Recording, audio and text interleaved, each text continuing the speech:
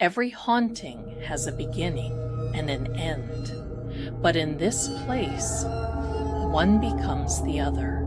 Step closer, the lantern's glow will guide you. What you are about to hear are true stories of hauntings all over the world. Welcome to Help, I'm Haunted.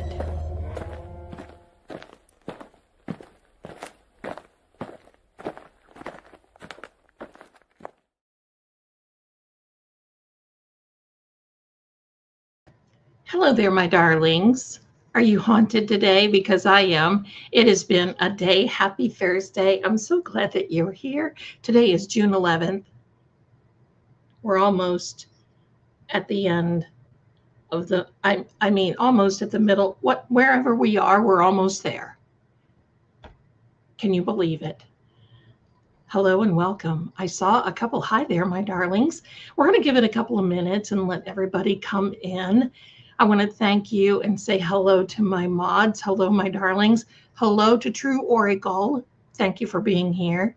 Hello, my darlings. Let me see. There was a little chat or a little message back here that I wanted to say hello. Let me get there. I'm getting. Well, maybe I missed it. Hello. Oh, here we are. Everyone say hello to Chopkins. Look at that little sweetheart. This is her first chat on YouTube. Welcome to the community. Welcome here. I'm so glad that you're here. Welcome. And look at this, Creative Snapper. I'm so happy to be a member of this community. I'm so happy to have each and every one of you too. I got to tell you something kind of funny today. And Captain Jerry and I kind of snickered about it. We kind of laughed. So I know, thank you, my darlings. Thank you. Listen, it is raining. It is a wild hair day. Excuse me, sir. I have a four-legged sir here ready to help. He has been my constant companion. Anyway, thank you so much, my darlings, for being here. Anyway, Captain Jerry and I had a little snicker today. And let me give you a little backstory. Hello, my darling. Bless you. Hello. I saw you a little earlier, and I'm going to tell a little story. As soon as I can get this man, he's just walking in front of me now. Okay. So earlier, I was watching One Turtle Boy live because you know what? I'm kind of nosy. I want to know what's going on. That's Shaggy. Come on, son. This is, remember how Sam used to be on this shoulder? Well, this guy's on this one. We may as well leave him there. He's going to fight me until he gets there anyway. Unless he eats my hair, which he's trying to. No. And he's purring. So anyway, you're so welcome. Good. So anyway, I was watching. Sammy was his mommy. Sammy was the mother of all living. There we are. So thank you so much. You guys are so sweet. Shaggy Noodle is here. He's ready. And don't forget, you want to stay till the end because I'm going to try to. I've got some cameras. I don't know if it's going to work out, but I'm going to do my best to give you a little lash tutorial and maybe a few other little pointers. But it's been a day because it's been raining all day and nasty. And I was going to wear my hair down. Look at this. Already. I was going to wear my hair down. And it just wasn't having it. So up it goes again. So thank you so much for True Oracle and all my mods being here. But I'm going to tell you a little kind of I have to snicker. So I know that all of you remember our last live stream where I came in here and just basically was saying, look, play nice, be nice, don't do anything, don't say anything. You know, you're all allowed to have your opinion, but don't be rude about it. Don't be nasty. Don't be call names. Don't expect me to not like somebody just because you don't. And don't forget whose stream you're in. But I say that across the board. No bullying, no nastiness. You can have your opinion. Just do your, just do your thing. Treat people nice, right? So I was watching one turtle boy today at his bus stop. And I'm doing a few things and I'm listening because you know what? I'm going to give him some credit here. Not everybody likes him. And sometimes he can be a little rough around the edges. We all know that. That's not talking about him. But he's doing really good. And I'm really proud of him for how he has really, really hung in here. Because think about it. Think about everything that he has been through, other than the C word. He's his own entity. And I'll tell you what, sometimes he gets going and I just have to laugh, right? Because you can't blame him. So I was in there today and I'm really proud. I'm listening to all this. And then somebody pops in right before the end and says, oh, Lady Zelda banned me from her channel because I don't like Nan. No, Heather. You got banned from this channel because you were nasty. You were rude. And you wouldn't listen. Imagine being banned from a channel right after somebody says, I appreciate you. You guys are the best chat on YouTube. And I love you all so much. And please just be kind. And then boom, somebody gets mad because they expect me to like who they don't like or not like who they don't like, or they can just come in here and open up the door and be given their opinions. Now, everybody has their opinions, and some in here do too, and that's okay. Just be nice. Just be nice. I have my opinions about things, but you don't see me going in and causing a ruckus in the chat. I won't do it. It's disrespectful, not only to the person, but especially to yourself. Imagine. And you know what? I was so proud because Turtle Boy says, yeah, okay, I got to go. See you later. He did not buy into it. And you know what? Bravo, Turtle Boy, Daddy, Turtle, Daddy, Aiden, Uncle, Daddy, whatever, Dr. Daddy, Uncle. I just don't like bullying. That's it. And if she thought that I banned her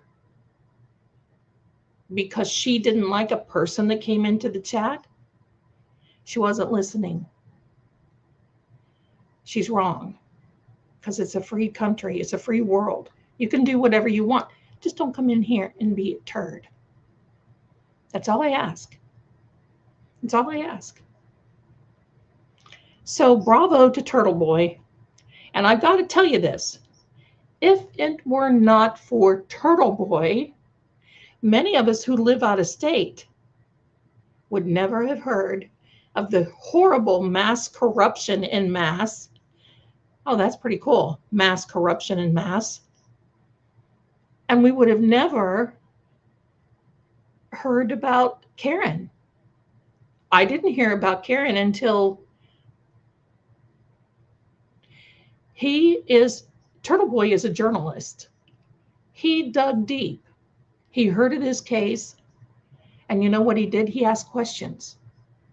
Before he made an opinion, he asked questions. And you know what?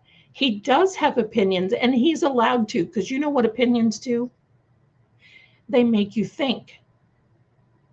Having an opinion about something makes you think. You think, okay, well, what if this is true?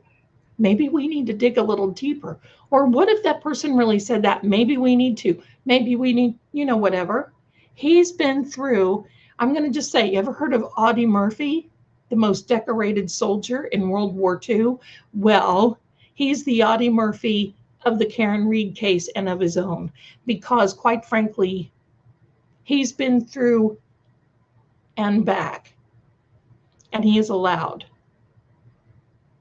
He is allowed. He brought corruption, right?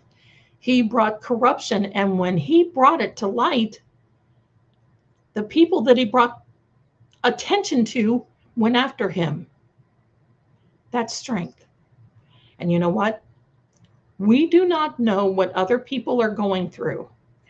And to sit back and make an opinion about, oh, I don't like this one. Okay. But have you ever been threatened? Have you ever gotten threatening emails? Have your family ever been threatened? You know what? I'm just going to say this. If I went through some of the things that some of these people have gone through, I'd probably be the biggest turd going. Because at what point are you expected to hold your composure and let other people run over you? You're not supposed to swallow it. I'm just going to say that. So I have my opinion about things. And you know what? I'm not everybody's gig. This whole thing, look, I do all this because you guys like it. And I like it too. It just cracks me up because here we are, right? I'm here because we want to be entertained. After having heavy days, no, you don't have. Right? Now there's, yeah, right? There are days when I don't feel like going live. There are days that I've had a really, really hard time. And you know what? Sometimes you just have to do it anyway. And then you're all the better for it. I've always said, pardon me, that I believe Karen and Aiden, I don't care what anybody thinks. I believe that Karen and Aiden have a divine spirit over them. Because look at what they've done. And they have taken it.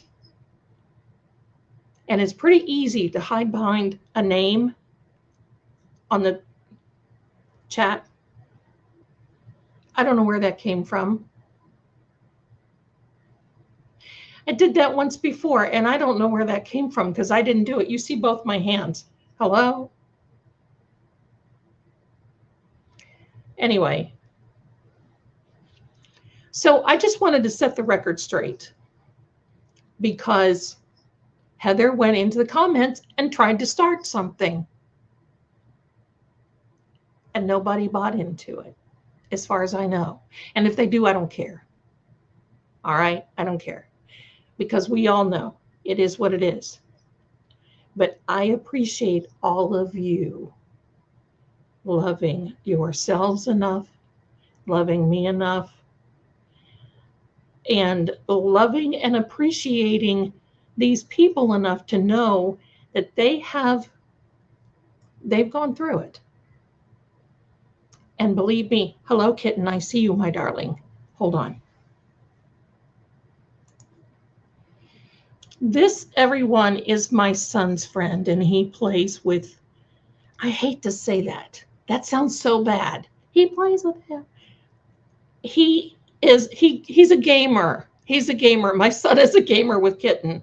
So, and thank you for stopping by and saying hello. But he doesn't like scary stories. So what are we going to do? The show must go on, Kitten. Well, Heather, hopefully, she's banned from this channel. And hopefully Anyway, sometimes you just got to take responsibility for what you do, right? Look at this. Look at this man. If you want to know, I sit here and work. I type. Sometimes I do card readings and he's sitting on my lap. It's kind of like, oh, yeah, okay. I'm taking over now. So he's the new, he's an assistant producer because Sammy will always be the producer. My darlings, hello. So enough is enough. I just wanted to share that with you because I just thought, pardon me, I just thought I got a kick out of that. Quite frankly, sorry about her luck. If you want to be, if you want to be nasty, then go somewhere else. And if you can't for whatever reason, I will certainly send you to wherever you want to go with a one-way ticket. Bye. There we go. Yes, Shaggy. Oh my goodness. Zed's bought a beautiful new little kitten. Oh. I've been cat crazy for years, but I'm going to tell you, when the rest of these people decide to move on, this person here and the rest, then I will. No more. No more. I can't do it. I get too attached. I just can't do it. My emotions get wrecked. You should have seen me with Sam. It was like an Italian funeral. Oh, poor Ian. Ian just stayed in his room. So anyway, there he is, going with the flow, purring like can be. Anyway. Aw, kitten. I know. They're just a big part of the family. They've always been. Ian is so attached to Petey. And Petey, I mean, Petey sits here and, he'll bite at me and everything else. Ian will walk out of his room and that cat. And if Ian doesn't pay attention to him, sometimes he stumbles or he'll fall and then Ian will come out and he'll say, "What's wrong, buddy?" And then all of a sudden it's a miracle. So there you are. There we are. There's a vacancy. So he's absolutely, pardon me. And look what I did today. It's not diet. It's root beer. And I'm here for it. I'm here for it. Okay. So there we go. So Petey Pink Nose, that's correct. And every now and then he's paranormal Petey.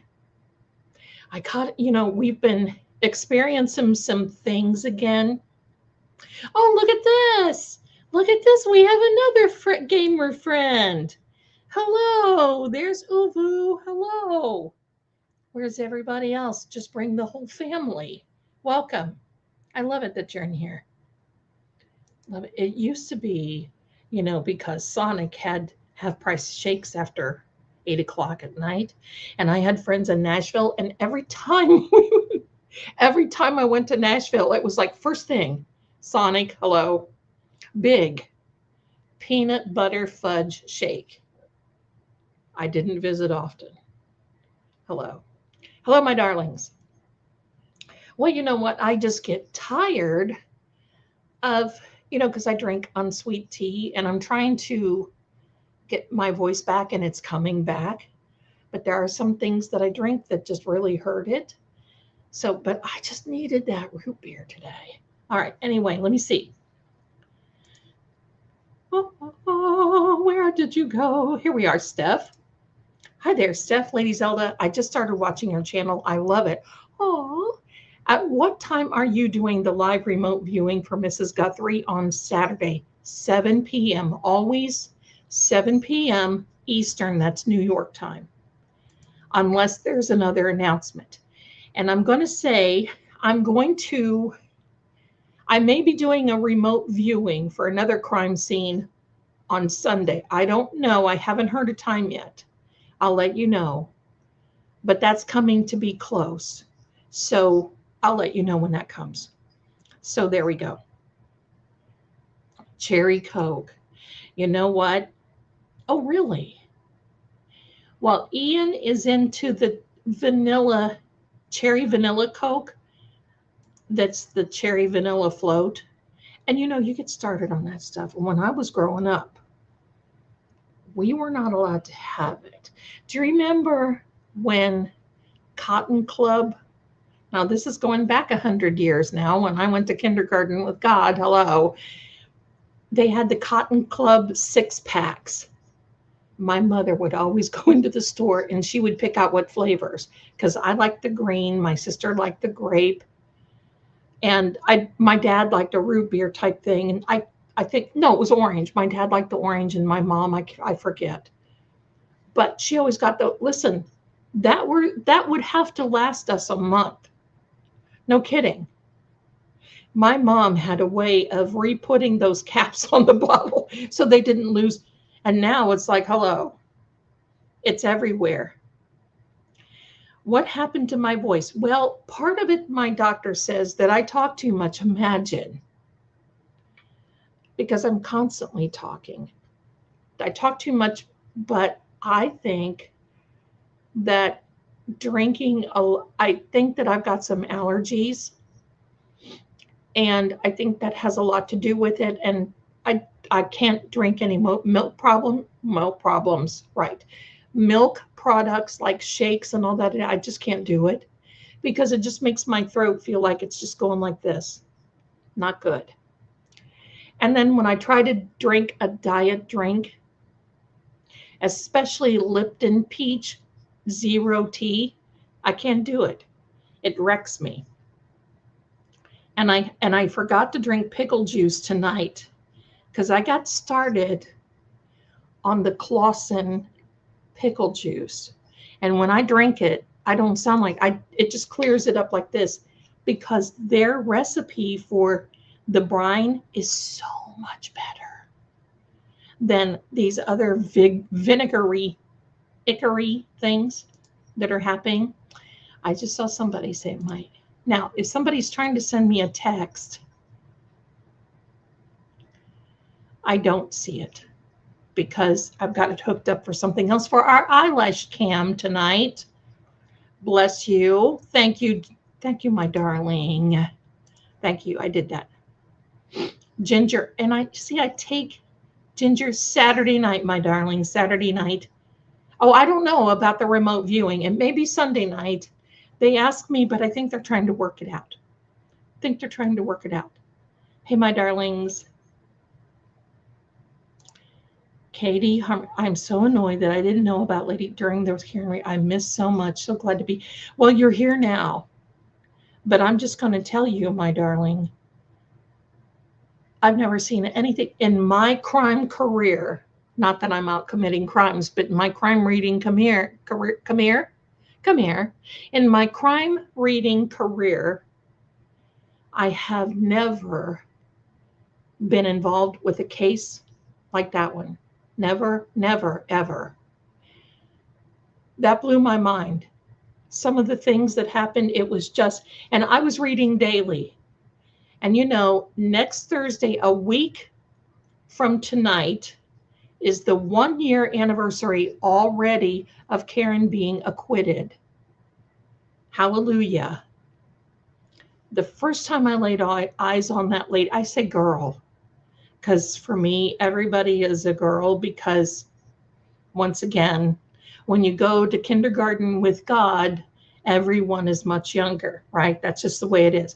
So when I first laid eyes on Karen, I thought, oh, she's not guilty and they're going to hand it to her. And they sure did. And they still are. How horrible. With yes, ice cream, all kinds of things.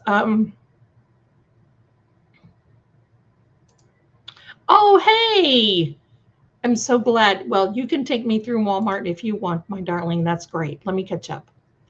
Favorite is the Dr. Pepper. I got to tell you what else. You know what really set me off? The dirty Dr. Pepper from McDonald's. Oh, heavens. And I try to make every excuse. Oh, yeah, it won't hurt me. No. Yes. No, we don't know what that is. Enlighten us, my darling. Enlighten us. What is that? Okay, I'm going to catch up with the chat now and saying hello, and then we're going to get really started. But I got to say this. I love Clausen pickles. They're the best. The best pickle juice is the Clausen mini dill. That's the best one. It's the balance of everything that you need. Don't drink the real vinegar. They actually do the opposite of what they're supposed to do. If you'll hold on a minute, hold on a second. I'll show you. Give me a second. I'll be right.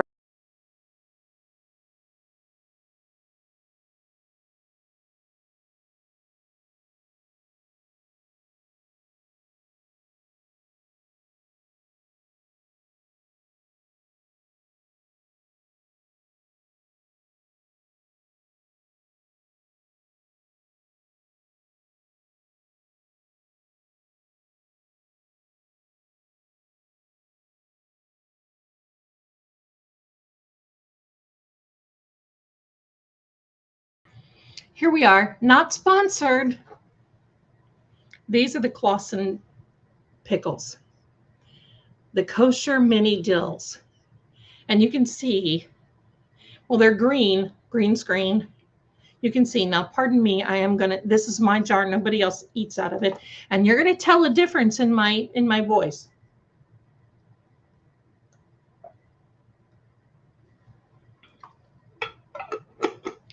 And there we go. I can tell a difference already. Okay, now, my darling, let me see. Starbright, you. Oh, look at that little sweetheart. You're amazing. Thank you, my darling. Thank you. Thank you. Do they really? I didn't know that. I swear, I go probably through 4 of those jars a week. Seriously. Okay, let me catch up. Girl. You got it. Okay, let me see. Let me tell you a little something about, because I didn't do a reading on Michael Proctor today. But I'm going to fill you in on a little something, because for those of you who didn't see the hearing with Rosemary, I cannot say her last name properly. She's like my spirit animal sometimes. Scarpiccio, I think her name is. Bless her. You know, Proctor is fighting because he says that even though he has nastiness on his phone, think bad and then turn up the volume, because I'm sure it's much worse. And we're going to see much worse. Wait until after the 15th. We're going to get Scarpiccio. Thank you, Carrie. Thank you. I remember that. Thank you. Thank you. She's a hoot. She reminds me of Anne Burrell. I love her. Rosemary. If I were a lawyer, I would just want to have it all hang out. Like Rosemary, right? Because she's like a badger. And I don't know if any of you know what a badger is. A badger, this little sweet looking little sweetheart. A badger,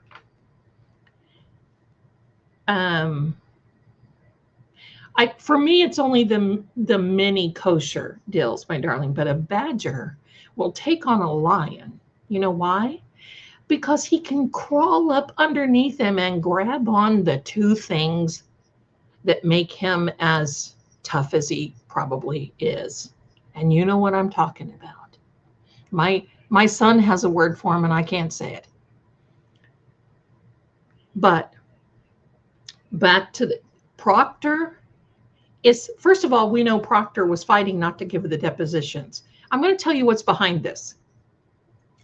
Proctor fought to not give the depositions. He lost that, hands down, no matter what. I don't know what he was trying to do, but it didn't work. It failed. Now he doesn't want anybody to see his phone because he says there's too much nastiness on there, and he's worried about the other person. Look, Michael X, Trooper Proctor, the disgrace to the department in Massachusetts. Come here and come here closer, because I got a little something I want to tell you. Nobody cares about your peen, and nobody wants to see your pickle. I'll tell you who's behind this. Nothing but his wife. His wife, because can you hear her in the background? Can you hear his wife in the background going, Michael, you better get this. I now know what's on your phone, and you better make sure that nobody else has, because my pictures are on there too, and you better make sure nobody sees them, or I'm through with you. Wars have been lost over fighting for a ladies you know what. And I can bet you at home that is the war of the world. No pun intended. So Michael, and does that not, hello, does it not resonate to anyone? Oops, hello. Shaggy standing here making, come on, buddy. And by the way, everyone, I have the Help I'm Haunted shirt from the shop, and it says run, and it is so comfortable. So anyway, my darlings, 10 times out of 1, did I say that right? No, I don't know. Anyway, I'll tell you what it is.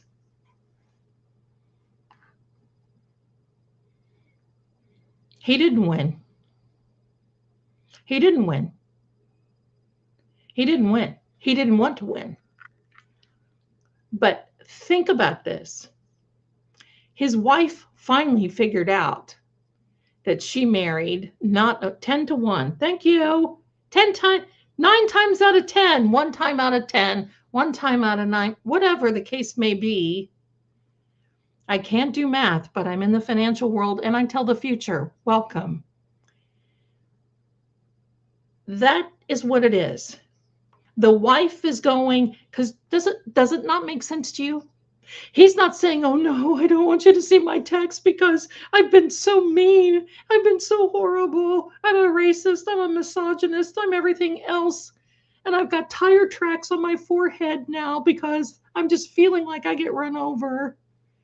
No, Michael, your wife doesn't want everybody to see the nastiness that you've had on your phone. Your wife doesn't want her to see her.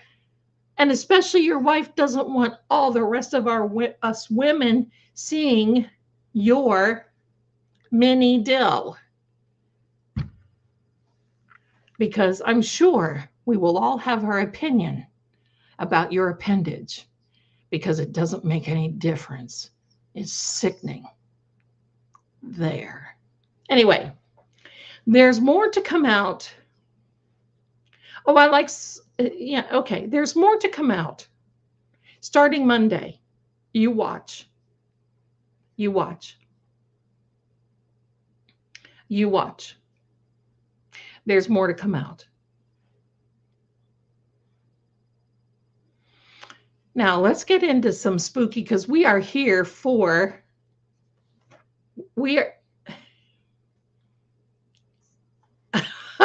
Sweetie pie, did you?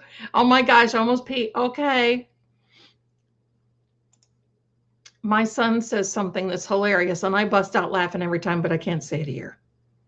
Oh, there's my sweetheart. Hi. Hi, look.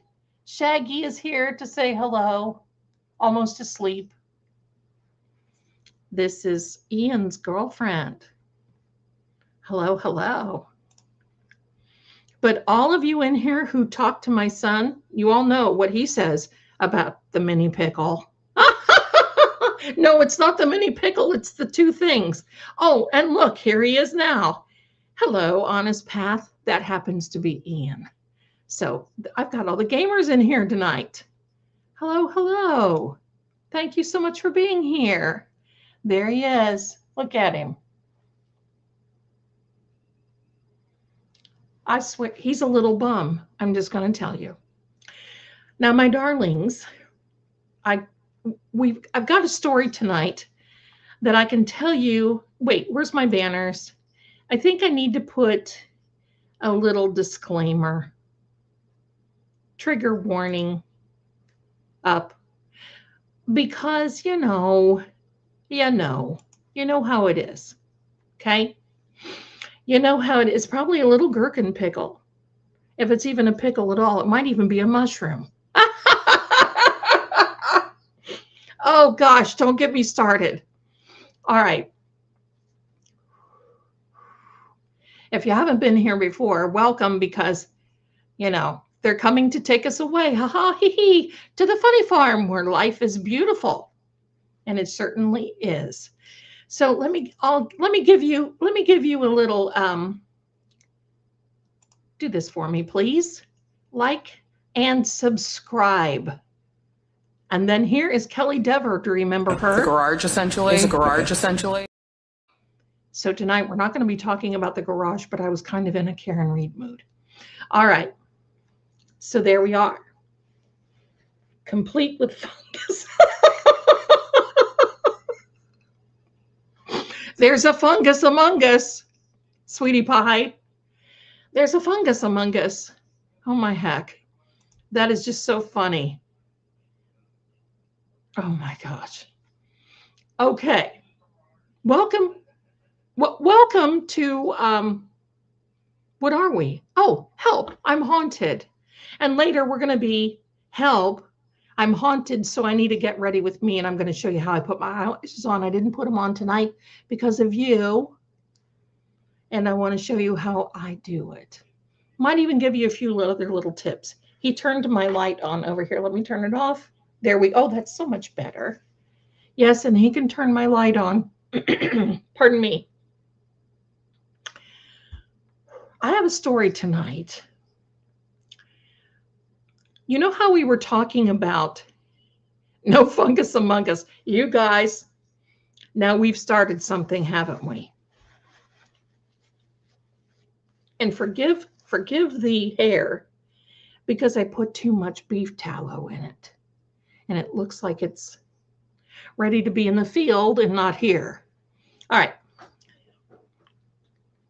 Just want to ride my motorcycle. There you go. Now, so what sound effects do you want, you guys? Do you want, I'm sure it's not a magic mushroom either. I can tell you that right now. I know you guys can't help yourself. I know it. And you know what? We may as well be here to laugh, right? We may have a laugh. We might as well have a laugh. Okay. Do we want rain? Do we want fireplace? Or do we want the bayou sounds? Do we want bayou? So rain is number 1. Fireplace is number 2. And 3 are the bayou, because we're going to be talking about a thing that happened, and it's Marie Laveau. Not about Marie Laveau, but Marie Laveau. It has something to do. So, okay, 3, let's see, crickets, Marie Laveau. Oh boy, how are we going to tally this? How are we going to tally? Captain Jerry, if you get an eyeball of what this is, we've got, we're getting a lot of bayou. We're getting a lot of bayou. Okay, I think bayou is coming out ahead. All right, let's come to the bayou. Here we are.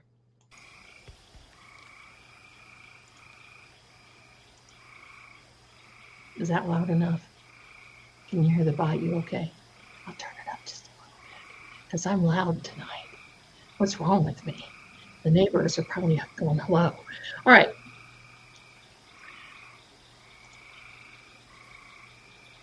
They me to the bayou. Oh, God. Stick to the gaming, buddy. All right, here we are. My son is so funny. He is. He has me laughing all the time. And here we are in Nolans. Okay.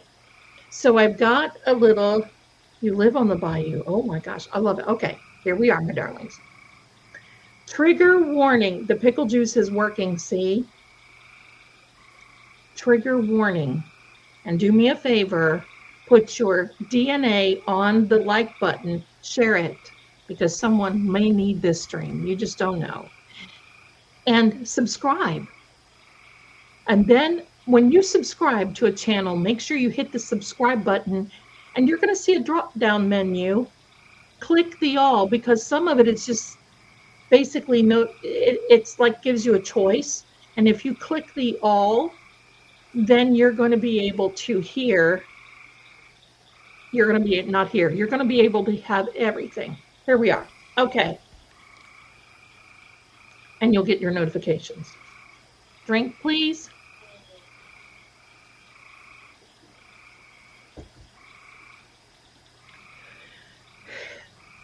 Years ago,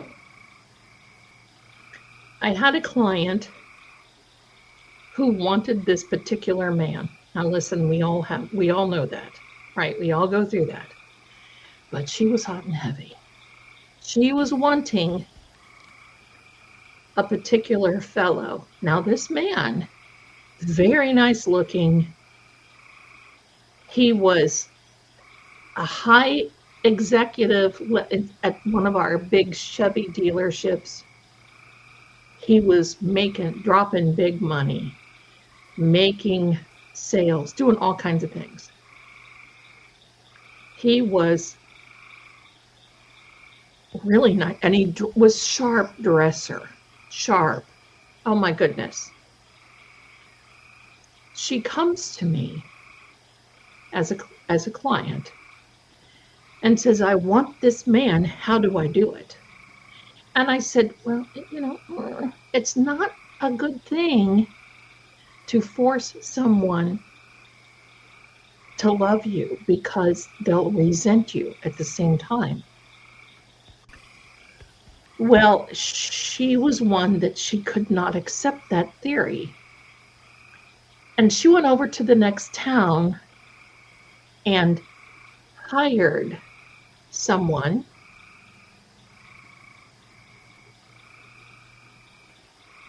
I did not do that. Okay, then. I have no idea why we had balloons, but okay. So she went to the next town and she hired someone. So that this woman gave her a candle that was in the, because when you do that kind of thing like Marie Laveau, you have all kinds of candles, and one's a man, one's a woman. Well, she had the red candle that was a man. And this woman told her what to do, told her all these things, told her balloon energy, we got it, told her what to do, told her all these things. And I kept saying, you better not do it. If you do that, life is going to get really hard on you. You just got to understand you need to let him come to you naturally. Now, I was a lot younger then, and at first, I just really wanted to know all the details, not because I was going to do it, but I needed to know, I was working for Psychic Friends Network, doing commercials all the time, constantly. So I didn't hear from her in a long time. So she comes to me, and that's when I was accepting clients in my home. I won't do that again. But this is when she was I was accepting clients in my home. And I said, what's going on? And she said, I think I'm in trouble. And I said, what are you doing? Well, she brought the candle to me, and I swear there was, and there's no way to make a candle do this. There was where the fire had burned and the candle burned down, and the wax was starting to form a heart on the candle where the man candle's chest. And I'm like, oh, heck, you better be careful with this. Well, this woman, I'll tell you what, but I'm going to leave out a few parts because I don't want anybody doing it, because it's not healthy in a spiritual way to do this sort of thing. So she told me what this woman was doing. And it was something from Marie Laveau. Wait, where is my, I need another background. Where am I? Where is my, I read cards for a zombie background. Where am I? I need this. Where is it? I must have taken it off. Oh, well, that's my fault, not yours. All right. So she did everything that she was supposed to do. And you know, when you're doing these things, you have to do them precisely as you're given instructions. So she took a little bit of hair out of this man's brush because she was seeing him, but he wasn't really interested in getting married or anything. But he liked her. He wanted to do this. And she would go to him and say, Zelda told me. And I told her, I said, do not do that kind of thing, because I'm telling you to stay away from it. I'm telling you not to do it. And here you are. You're doing it. Well, didn't listen. So as time went on, evidently, she was supposed to make this hand out of clay, add the hair from this man into the hand. Pardon me. And she did that. She did some other things that, according to the instructions that she was supposed to do. Next thing you know, he's starting to be more amorous. He's starting to be more attentive. He's telling her that he loves her. And she came to me and she said, I told you. It's working. I said, just wait. Just wait. She was one who would betray just about anybody that she could in order to get ahead. And I knew that. And I told her, you better be careful, because it's the karma credit system. You buy now, you're going to pay forever. Well, lo and behold, as things went on, she brought the candle to me. Well, the candle, the heart that was on the front of the candle, split right in two, broke, split. And she said, what are you supposed to do? And I said, he doesn't want this. You can't do this sort of thing to people. It's supposed to be free will. You can't do it. And don't be ridiculous. Give me a second, my darlings.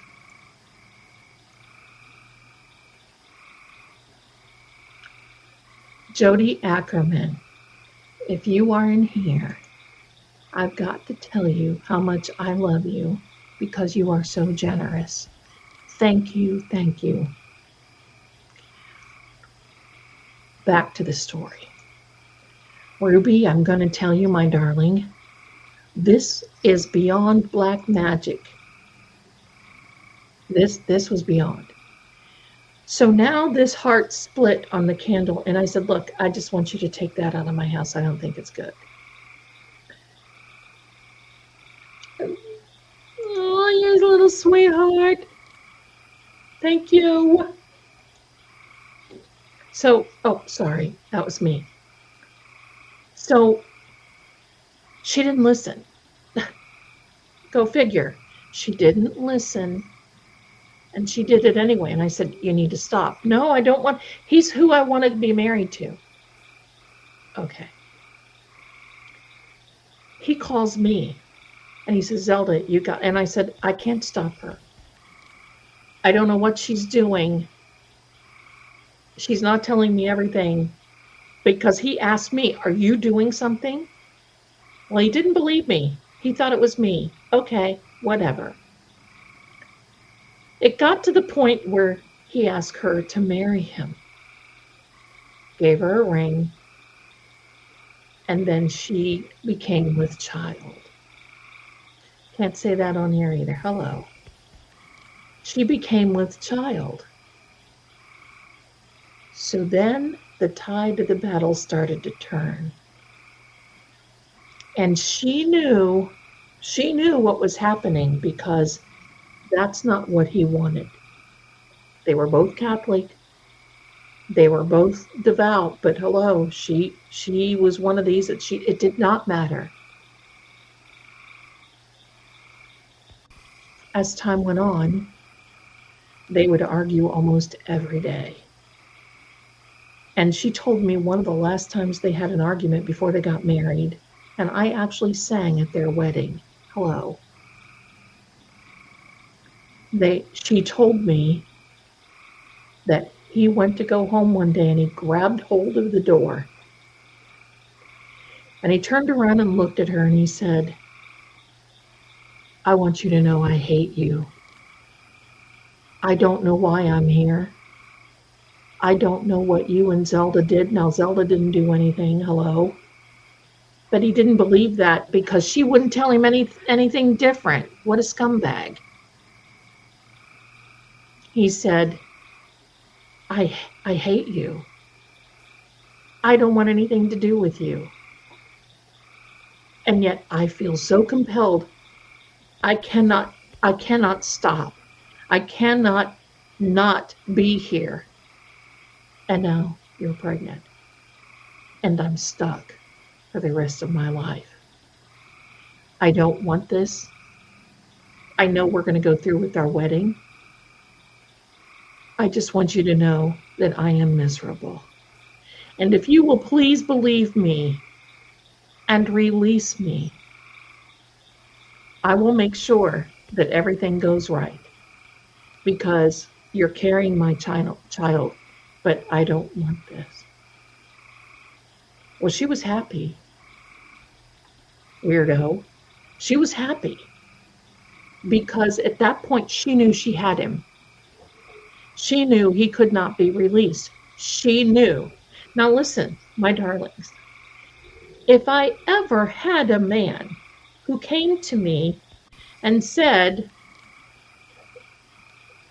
I hate your guts, he would get out, he wouldn't even get out, I hate, his crack would be out the door.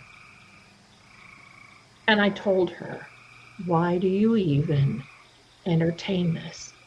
But no.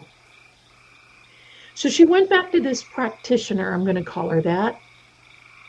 She went back to this practitioner, and the practitioner said, I think we need to double down on him. So of course, she doesn't call me, because she knows what I'm going to say at this point.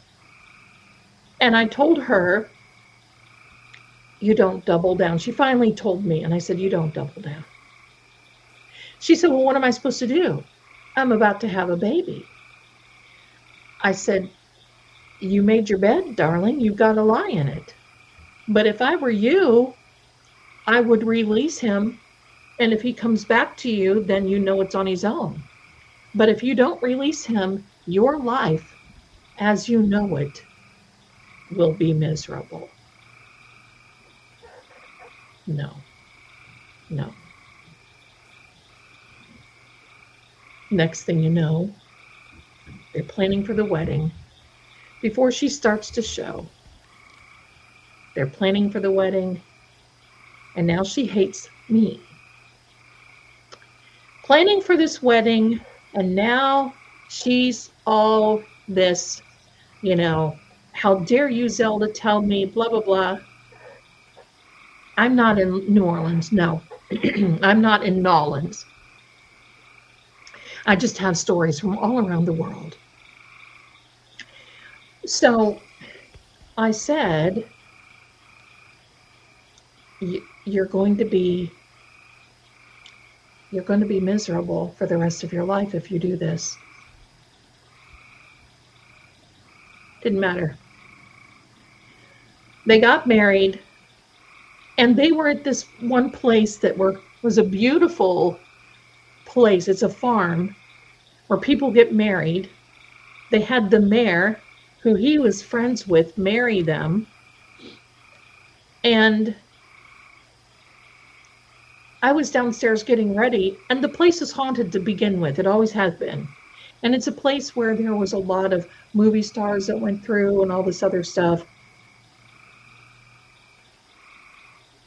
So next thing you know, no, she's not in New Orleans. This is I guess you can say, a spell from Marie Laveau that somebody decided that was appropriate to use with this one client. So this did not happen in New Orleans. This actually happened in Ohio. So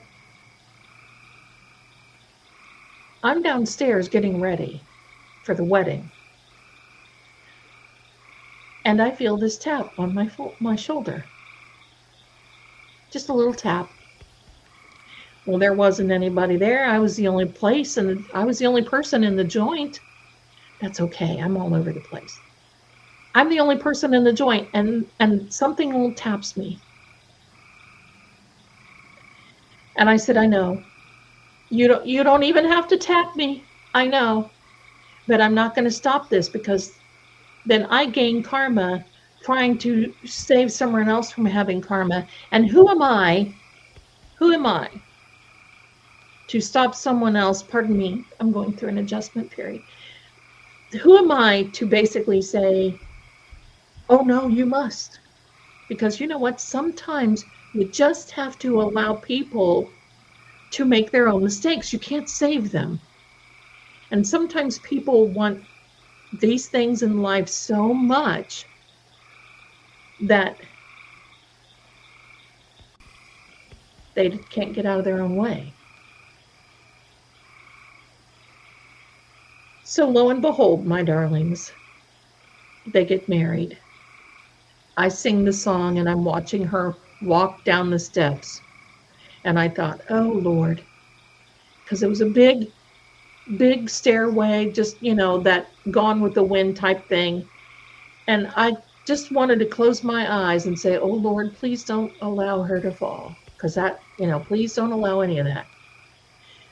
Well, he was very attentive that day, because he really wanted to make the best of it. Parents were there.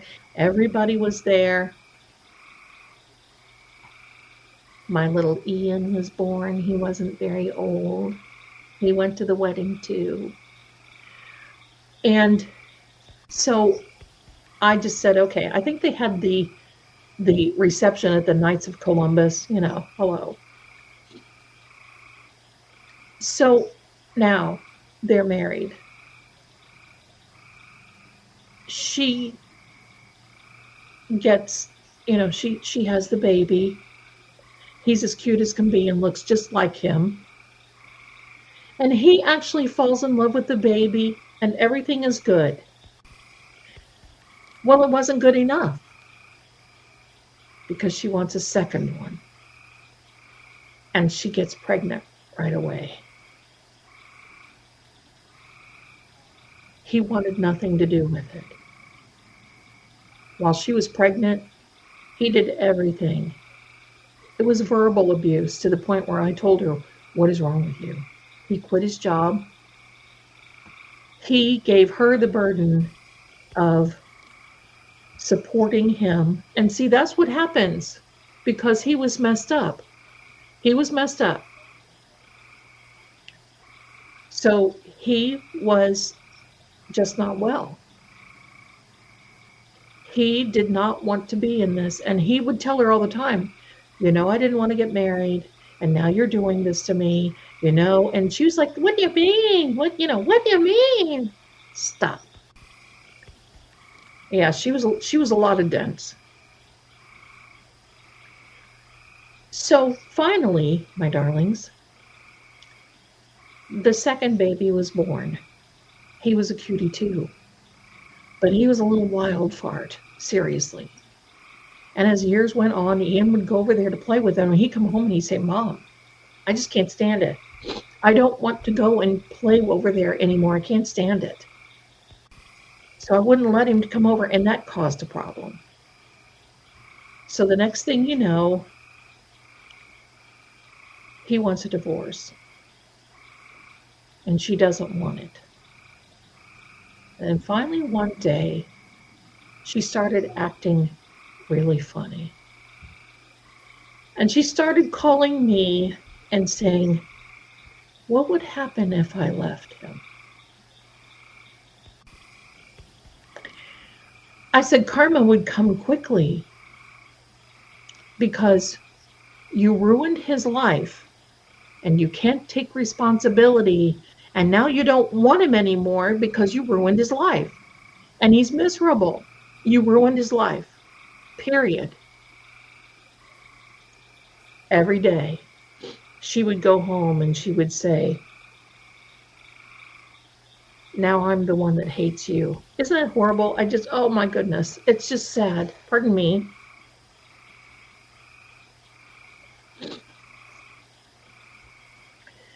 And she would say, now I can't stand you. And the verbal back and forth between the two would just make my blood run cold. It just, I just couldn't hardly hear it. It was that bad.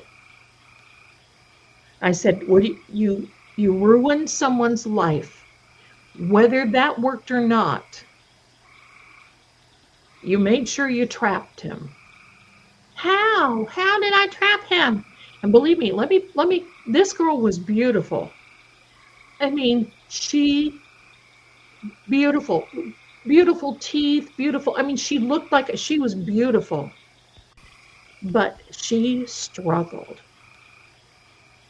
And I told her, you ruined someone's life. You can't take responsibility. And now you say that he ruined yours. You need help. And I mean up here. I told you not to mess around with this stuff anyway. If someone really loves you, they'll come. I told you to let him go. He would have come to you eventually. But you had to trap him. Lo and behold, I had an acquaintance who had gotten married, and he was very nice looking. And they met, and the next thing you know, they started having an affair. And he was stuck at home watching their kids while she would go to work and then go out with him. She basically would call me and say, what would you say if I said that I might be seeing anyone? And I would say, good luck. Because I think the guy that you're seeing is a drunk. He's a lot worse than what you have right now. And if you're trying to escape, he's not the way to do it. The next thing you know, I get a call. It was June 13th. That's why I'm telling you about this, because we're almost on that anniversary. It was June 13th. I get a call from her husband. I didn't answer it because I didn't want to get in the middle of it. And then I felt bad, and I tried to call him back, and then the voicemail came on. Now, this was about 3:30, 4 o'clock in the afternoon. And I said, hello, this is Zelda, and I'm sorry I didn't answer, but I just want to tell you, let her go. She doesn't deserve you. Let her go. Whatever she did, you release yourself, you move on, you go to where you want to go, and that's it. Let her go. Let her go. Karma will find her. The next thing you know, that was a couple of hours later, she calls me and she said, I just want to let you know that I left with this married guy and we're going back to Ohio. Because by then I was living in Tennessee. They moved in Tennessee. Long, big story. She said, I'm going back to Ohio. And I'm going with him. I'm taking the kids. And I said, well, what about, what's his face? Your husband? And she said, we stopped by to let him see the kids. And then we went on. I said, what time was that? She said, oh, I don't remember. It was something like, I don't know. She gave me a time. And I said, okay, good luck. That was the last time I ever spoke with her. But the next thing you know, the police called me.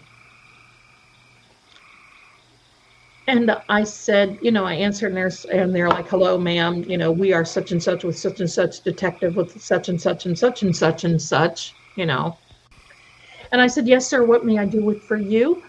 And he said, do you know such and such? And I said, well, yes, he is the husband of a former client of mine. He said, when was the last time you talked with him? I said, well, he called earlier today, but I didn't answer. And they said, yeah, that's how we got your telephone number. We're going through his phone. And I said, wait a minute, you're going through his phone? He said, yes. He said, we don't understand something. And I said, what is it that you don't understand? And he said,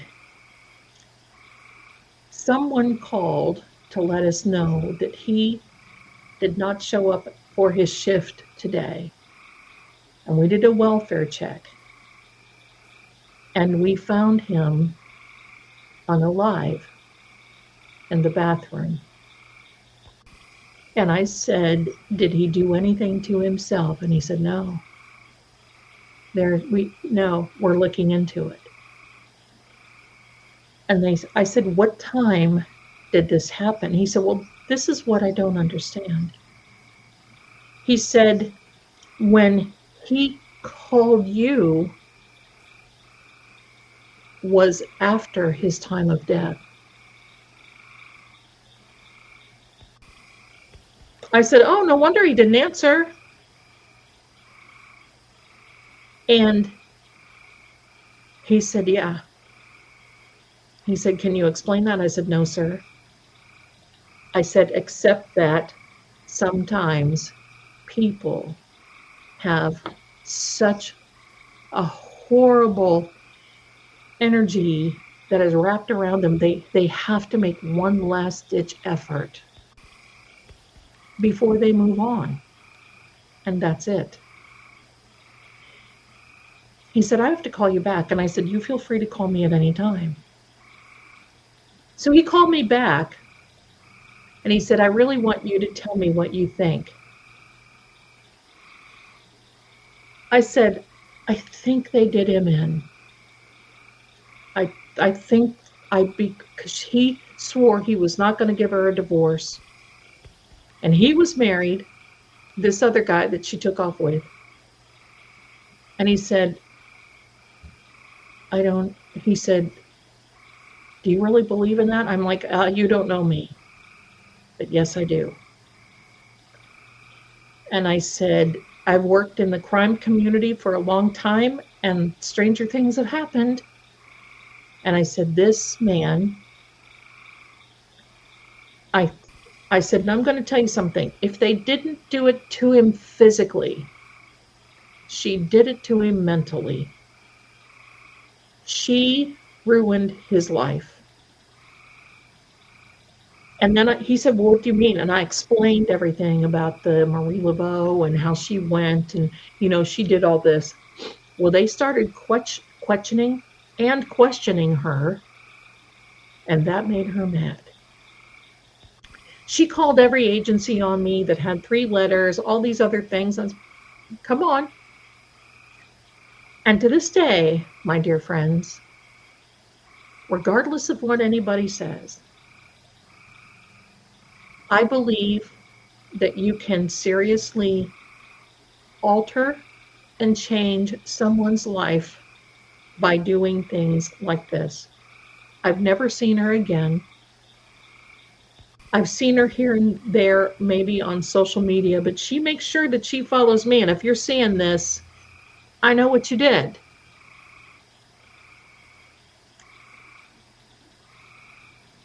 But I'm going to also tell you, the last time, because she blocks me.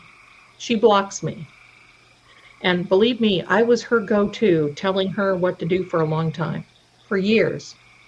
I knew this lady for, probably 15 years, 17 years, something like this. So I basically told the police, they gave me one more call. They couldn't find anything. They did an autopsy, and they never have to this day found out what did this. Now, the audacity of these 2 people, because Catholic funerals are beautiful at the same time very sad. I don't know what it is about Catholic tradition. I'm not Catholic, but I would go and sit in a Catholic church just to light candles in there. It's the atmosphere. Hello? That's what it is. She had the funeral in her hometown. Everybody's brother, dog, pup, including his parents, families. She takes Loverboy to the funeral with her.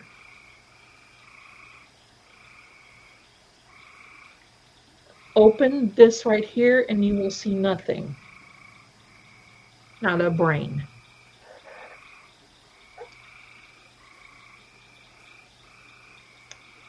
I saw her not long ago. She's 9 years younger than I am. 10 years. 10 years younger. 10 years younger than me. And I want you to know she looks 50 years older than me. Not only that, she's 5 times as wide. Not only that, she was writing on social media. She has gotten married. I guess doing very well, but writing on social media that she wants to know who has the best anxiety medicine because she can't function without it. Now, I didn't want to laugh, but I certainly wanted to grin. Because this, again, is part of the karma credit system. You buy now for that kind of stuff, and you pay forever. I've never heard from her again. Never.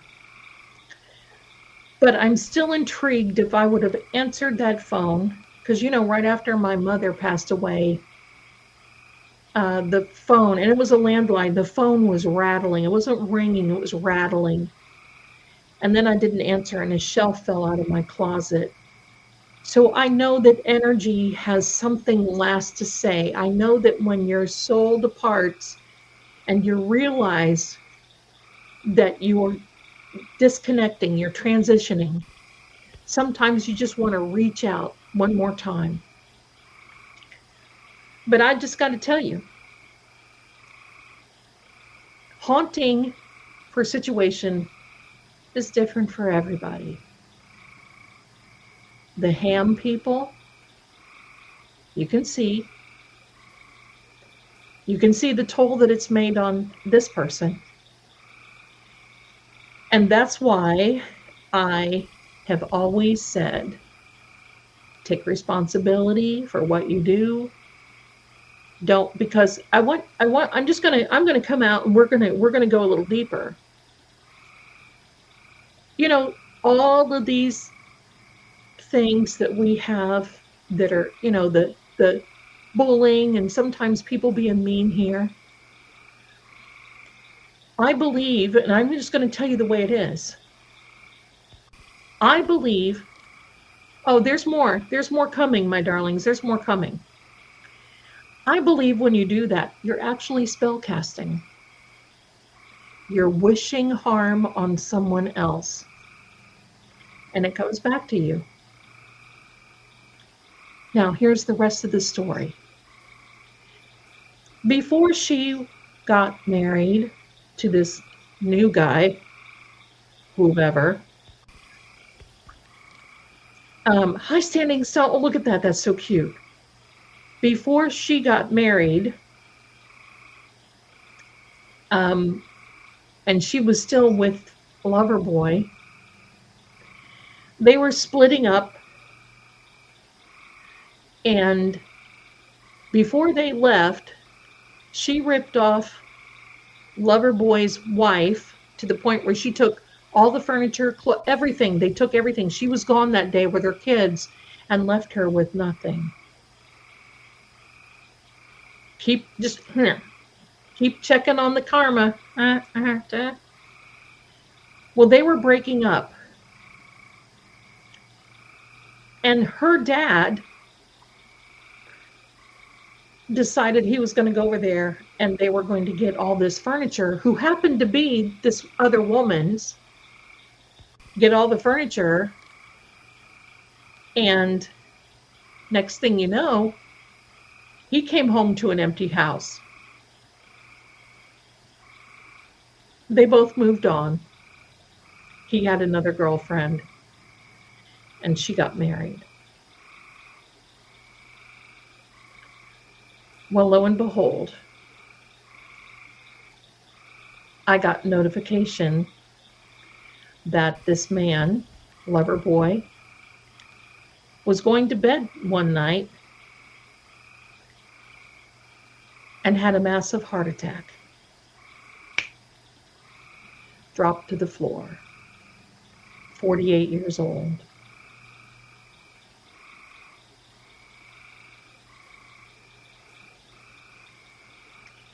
You see how things happen?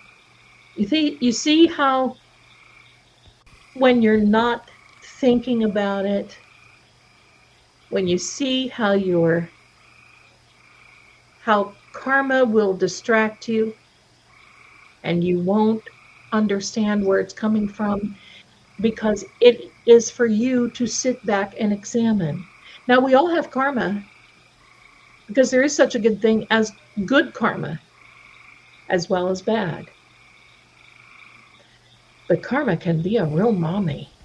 And in this particular case, she brought it onto herself, and it was years. It was years. Count 2 years before she got pregnant. Count that.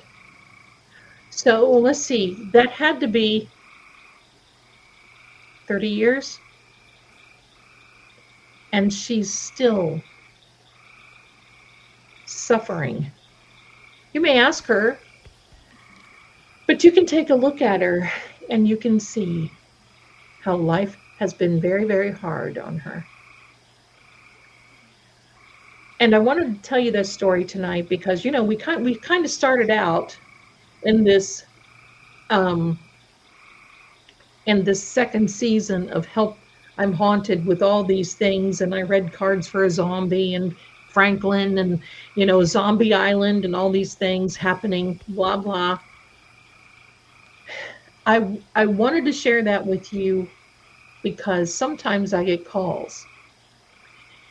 And I got one this week about how someone is so dissatisfied in life, so sad, that she wants to take life into her own hands, but change it in a way that's unnatural. And quite frankly, my darlings, that is very unnatural. It goes against the rhythm of the universe and the laws of God. And that's one thing you really sort of kind of don't want to mess with.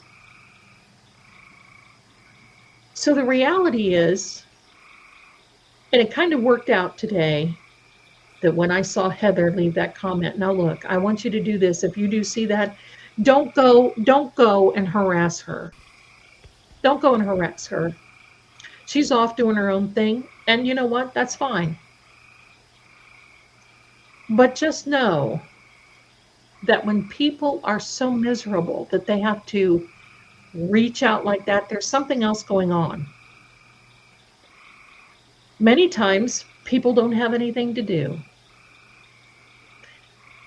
Many times, not working, they live on the internet, morning, noon, and night, and anything that they can get into, they will.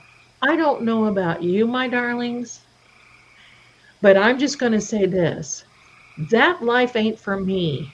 And I am so happy. Seriously. And why am I so happy? Because I don't believe in that. And I don't believe in allowing others, if I'm in their presence, to do it as well.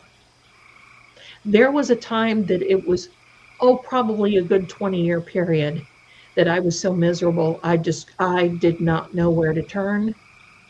And the funny thing is, when you just sit back, and when I started last year with, I'm so excited about what the universe has to send me and how quickly it's going to happen, things just started popping. And I'm not kidding you. Like, you know the problem that I have right now. I'll share the problem that I have. The problem is I have so much opportunity that I can't handle it myself and I have to turn it away. That's a high class problem to have. And that's what I want all of you to have too. You want all those high class problems, because when things like that start happening and you've got good, and you know what, you can overcome bad karma. You know how? All you have to do, pardon me, just give me a second. All you have to do, my darlings, is forgive. Be kind. Not hard. That's what we're supposed to do. Forgive. And don't hold people in, because you are supposed to, because you want something so bad that you can't think of another person. This man lost his quality of life. Not only did he lose his life, she had 2 deaths on her karma card. He lost his quality of life. She was warned. And now what? The boys are without a father. They're doing okay. She's a grandmother now. That's okay. That's it. But where is the quality of life?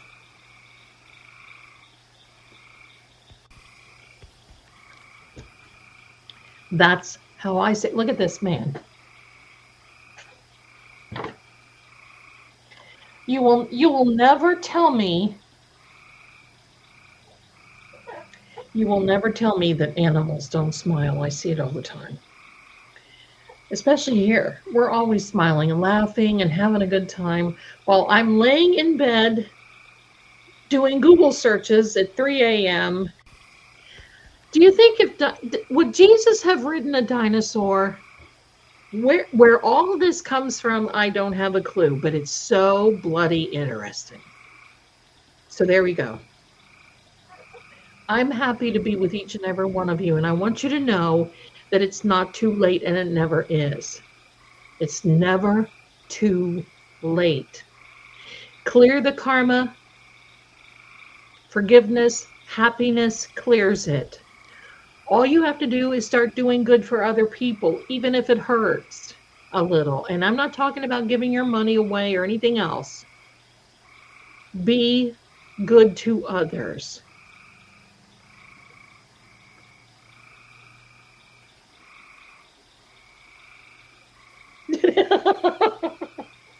I don't know where that's coming from. You can see my two hands. I have no idea.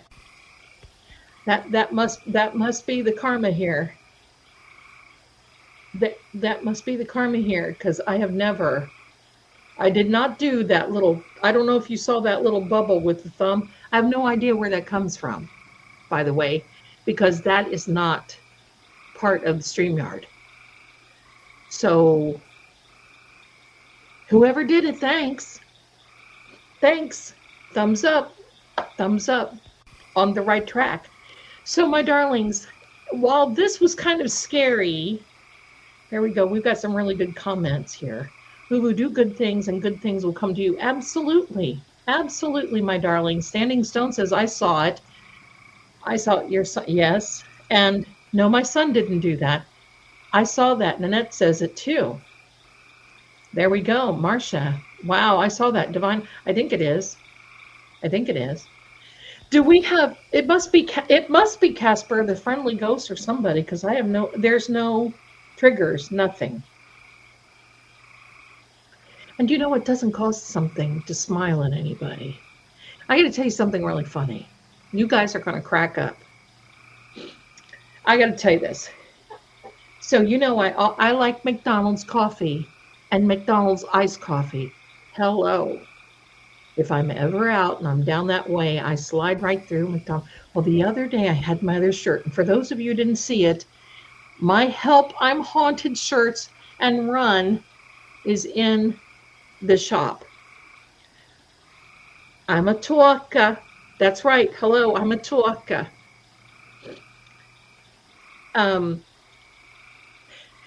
So I rock through the drive-through. Now, look, I got my hair up. I got sunglasses on. I don't even think I had lipstick on that day. I was going bare for the fair.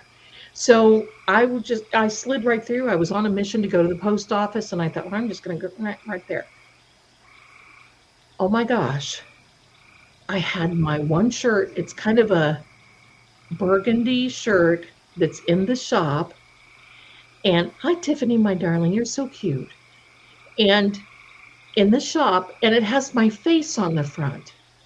I forget which one it is. I'm a Zelda fan, or I'm a Zelda Nader, or something like that. It's got my face on it. Excuse me, sir. I got my face on it. I go through the drive-through, and the woman, I'm driving my son's truck. I'm a trucker mama. So I get up to the line, and this girl goes, oh, so if you're watching, hello, my darling. She says, oh, do you know Zelda? I watch her all the time. I said, yeah. And she goes, oh my gosh, she's so cool. I love all this in card reading. She's asking me, have you ever seen this about her and whatever? And I took my sunglasses off, and she looked at me and went, oh my God. And she was screaming. She was taking the orders, and she was screaming, and you could hear it coming through the drive-through thing. It was hilarious. And I said, oh my gosh, I wish I had an extra shirt. I would give it to you. She's screaming, running through McDonald's. Oh my God, Zelda is at the window. They're all coming out. Can we have your autograph? I said, I don't have a pen. I'm holding up the line some other time. She's like, oh my God, this is so wonderful. She was going on. And I had to laugh. And the first thing I thought of is, this is reason 4,888 that my son never goes anywhere with me. Because if Ian were with me, he would have done this.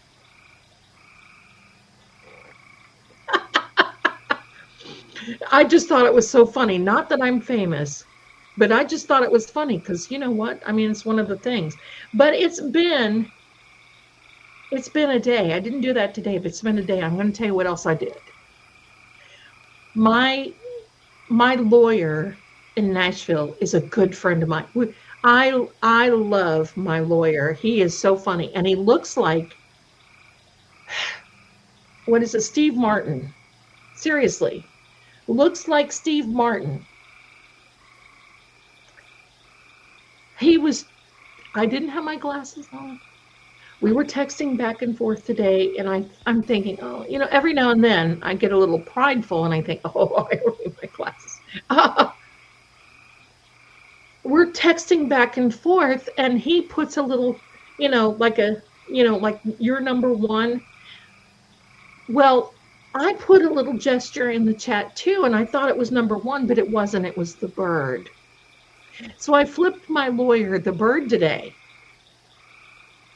And he was like, oh, really? Thanks.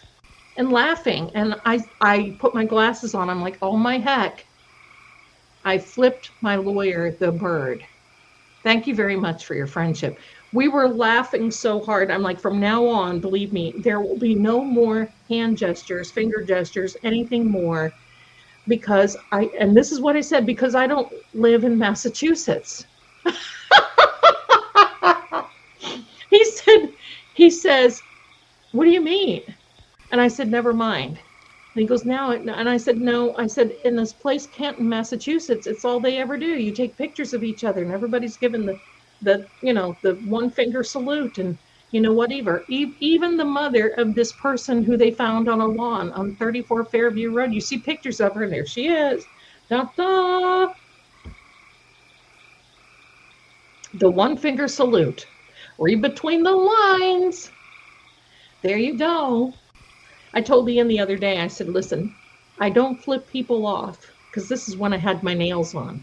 But I said, if I ever did, my nails look so great, it would never have the impact that it's supposed to.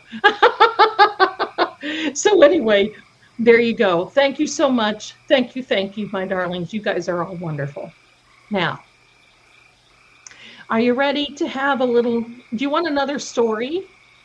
Or should we just, yes, JOK's mom. Would you like another story, or would you like, oh no, let's take a break and let me share all the gifts that are coming in, because you guys are fantastic. Creative Snapper, bless you and thanks, welcome. And my darling Sim Perkins, thank you for becoming a member. I'm so happy that you're here. Katie Harmer, thank you for your generosity. You're so cute. Thank you. There's my Ruby. Love your channel, Lady Z. And I love you back. Thank you so much for your generosity. And look, Patty, you didn't have to do that. You're so sweet. I love this community so much. I love you too. We all love you, Patty. Thank you so much. And there is, look at this beautiful doll. Some people have to try. She's one of them that doesn't have to. Look at her.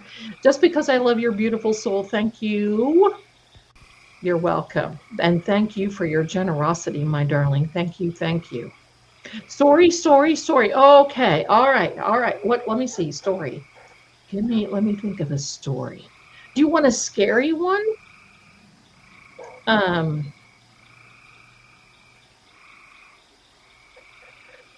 Oh, you like the old story that I was driving. That was it was my granddaughter. I owned a pizza place in Gatlinburg, Tennessee a few years ago. 26 years. Oh my heck. 26 years ago. And it was very hard to get people to work. So I would make pizzas, and my daughter and her husband at the time had to go and do something. And I said, well, I'll take her with me. And so Ian and her were with me, and I told them, I said, now you guys have to be really, really good, because I got to make these pizzas, and I need to be like, hello, getting them out. Oh, and they were always golden. Ian is always golden, and she was too. She was a little fart when she wanted to be, but anyway, she was really golden. So I had a yellow tracker. I love trackers. And on the hood, I painted a square pizza, and then I put home of the square pizza. And the reason I painted the hood was I was on Ski Mountain Road, if you've ever been to Gatlinburg, and they have trams going up and down to the ski lodge. So they would look down, and I put a sign on the roof of my building that said, if you mention this ad and you'll get a free 2-liter. You wouldn't believe the people that came in, and the 2-liters cost me little or nothing. It was just wonderful. But anyway, so there I am in my yellow tracker, and I'm listening to Jethro Tull, Locomotive Breath. And we are all jamming, going up and down those roads. And because I had to track her, because sometimes those mountain roads can get a little, yeah, the last piece of story was kind of scary. Well, it's the same joint that I had, right?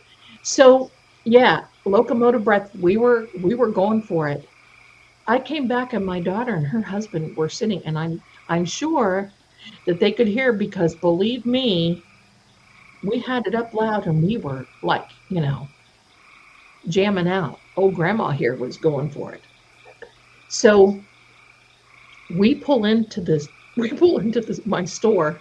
My daughter gets out and she looks at me. Now, let me just time out for a second. There comes a time when your kids kind of turn into what they feel are your parents. Every now and then I have to tell Ian, okay, Dad, right? It is what it is. So yeah, a geo tracker I had a white one and a yellow one. I loved them both. And I get out of my tracker. My daughter is standing in the parking lot, giving me the eyes and saying, "How dare you?" I'm like, "What? How dare you take my daughter?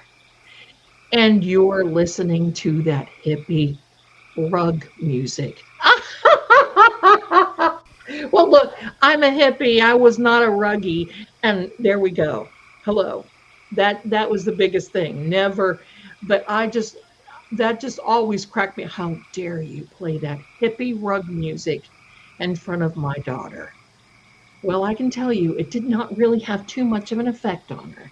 She's doing okay. So hippie or not, we all survived.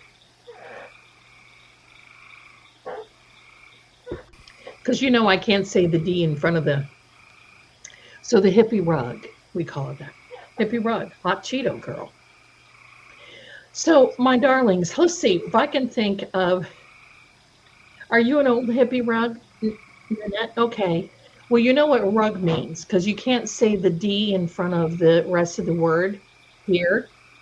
So I just say a rug, and it's kind of a game show. You have to add your little letters and everything in. Okay, I'm trying to think of another scary story right off the top of my head. Oh, are you ready for a scary? Oh yeah, of course you're ready. And then we'll just do, yes, the hippie rug music. I love Jethro Tull. Well, what was his name? Ian, that plays the flute. I got to tell you this. I used to listen to all that so much. I was so into music so much. That's not why I named my Ian Anderson. Thank you so much, Mr. Anderson. I should remember that. But Ian grew up wanting to play the flute. Not because he wanted to play anything other than music like Jethro Tull, which I just thought, holy, that would be quite awesome. Hello. So everybody in school you know how that is. People in school.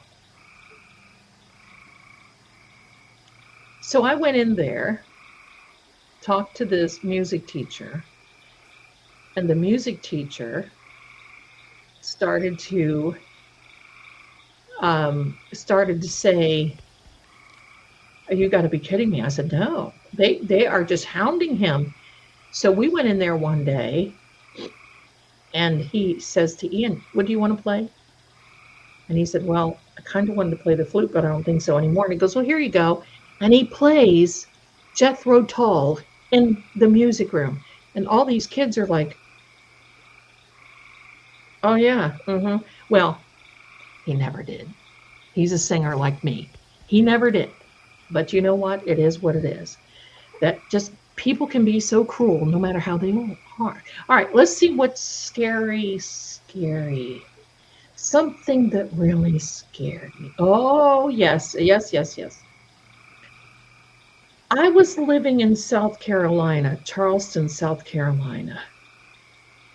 Some of you may have heard this. Some of you may not. I was living in South Carolina. I was married to the lieutenant commander in the Navy, and I was actually living on Isle of Palm, and it's outside of Charleston. I was renting a house, and there's another part of this story, but I was renting a house, and we don't have time for that today. But he was out of town. Why is he always out of town? We were married 12 years, and he was gone for, I mean, like 9 years out of the 12. Anyway, so I went to stay with one of my friends who had come there from Greenville, South Carolina. And we were having this, and she's like, I want you to come and stay with me because my cat keeps asking, it's so weird. My cat keeps acting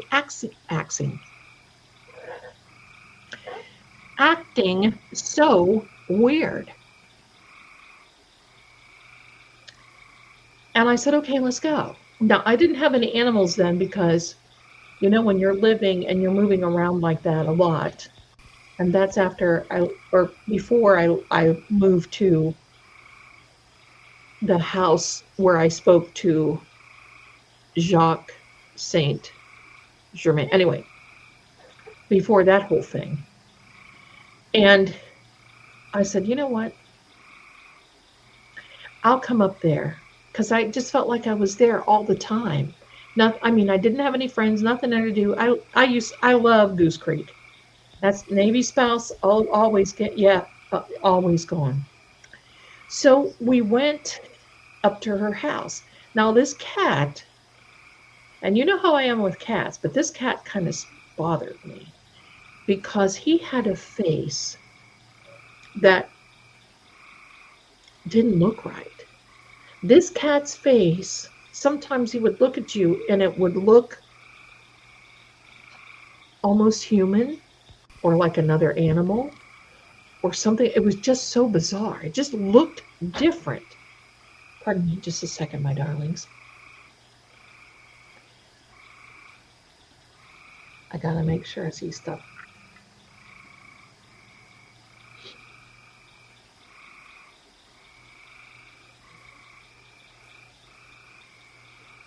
Okay, so anyway, pardon me for the interruption. I keep getting these emails and I think they're scams and I won't click on them. Anyway, so I go there and I see this cat. And with me, if you see me with a cat, I'm like, oh, come here, kitty. Let's hug. Let's, hello. Right? Look at this. He just can't get enough. He's just not on my shoulder enough, right? He's a little bum. So finally, that night, I couldn't sleep. I was in my own bedroom. Her son had gone somewhere. So she was in her room, I was in mine. I was in his room. I wake up to this cat sitting across the room, staring at me. Kind of like the hot Cheeto girl,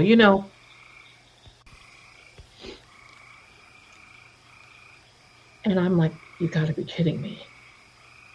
So I just kind of like stayed there for a minute. And if you know anything about cats, you can't really stare down a cat. If you stare at a cat, it'll be the first one to turn because that is a sign of someone trying to be on the attack or something. And a cat won't stare you down unless it's put in that position. Well, this cat was staring me down. I'm like, okay. So I'm sitting there and I'm like, hey, cat, what is it that you would like to do? Do you want something? And he was sitting on the dresser of her little boy's dresser. He had, I don't know, a TV or something. The moment that I said, cat, what is it that you want? That cat almost changed and looked at me and said, just seriously, moved toward me, that head, and went, you. I'm going to tell you, I came up out of that bed so fast. I didn't even ask if it said anything or not. I yelled and went out of there. And the cat was not a Maine Coon. It was obsessed. That cat ran. I mean, it looked at me, and it looked like it was like gonna like the hot Cheeto girl, you know. What are you needing, buddy? Are him okay? Oh, now that my arm is a different. Here's the help, I'm haunted. It's in the shop now, my darlings.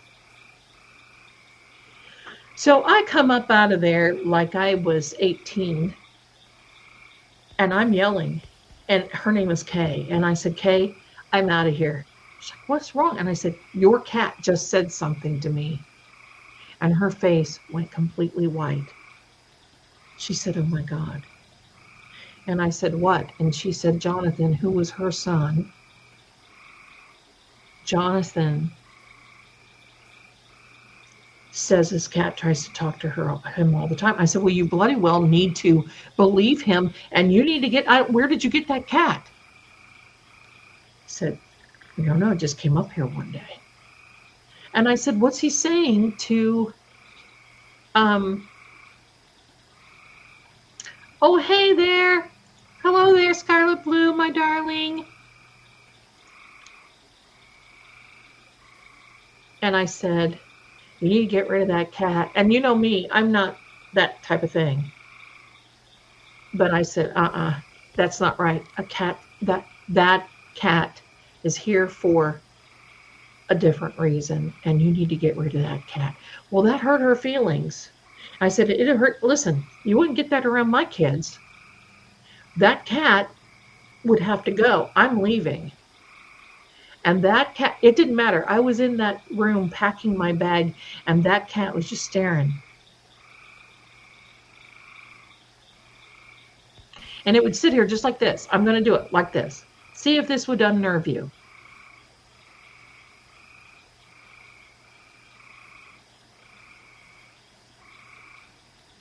That's how that cat was doing. Now, listen, there was a time that I could embarrass the guys from Goodfellas, right? I kind of had the mouth of the South. It didn't work. It didn't fit me, but there was a time that I did. It was that was one of the times that I let her cut loose. And believe me, her little boy, I think he was 12 or 13 at the time. And evidently he would sit and talk to her son at night and tell her son that he was not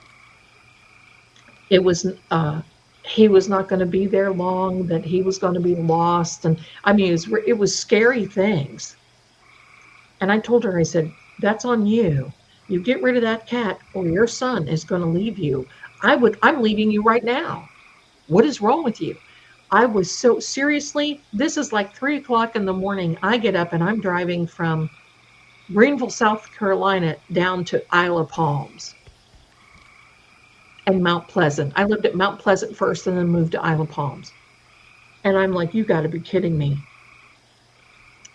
And that scared the absolute.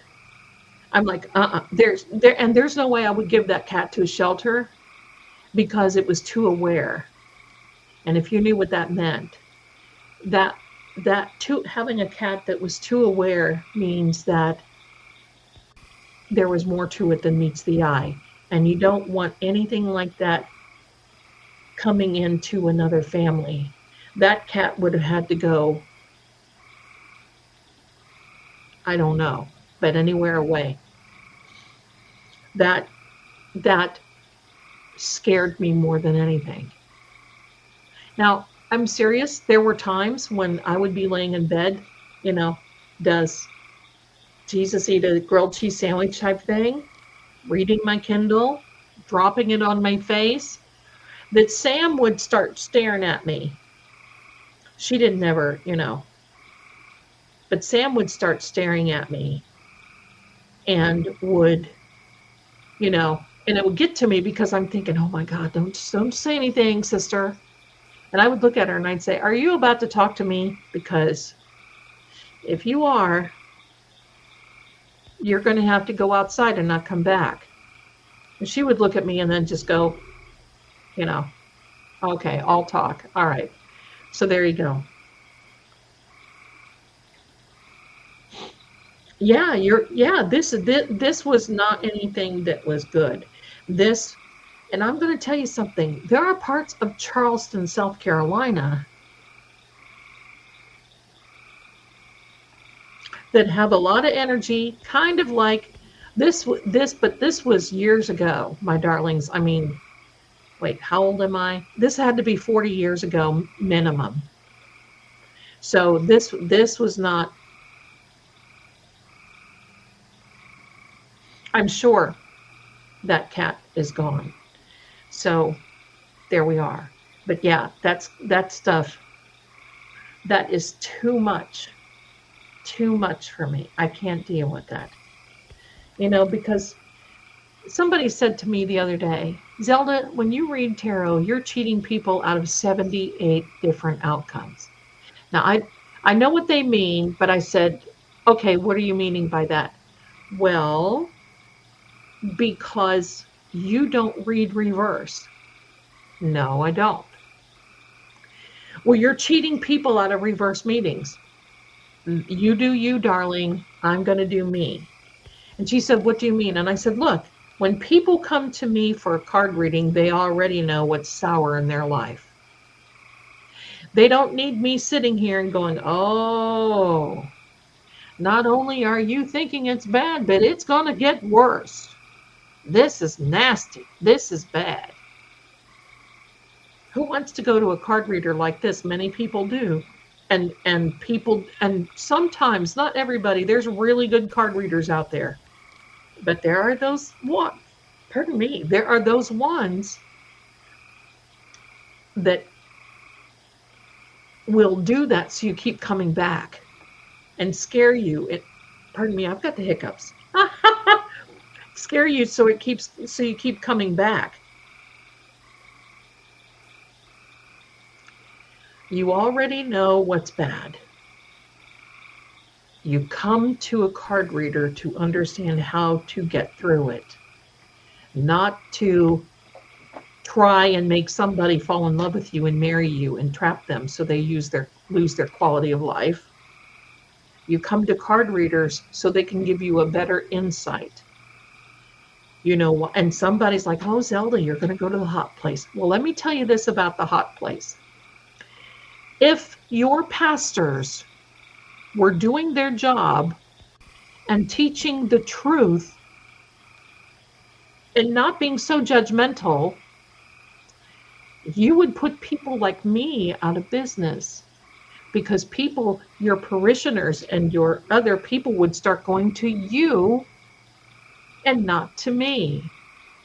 And I still encourage people to go to, not to church, but to make sure that they have a good spiritual connection with their creator and who they believe. That's the way it is. If your pastors would tell the truth about Revelation and not try to scare people into coming every Sunday and giving away their wealth, so the only person that benefits, that's why in the book of Revelations, it says that the pastors go through judgment first.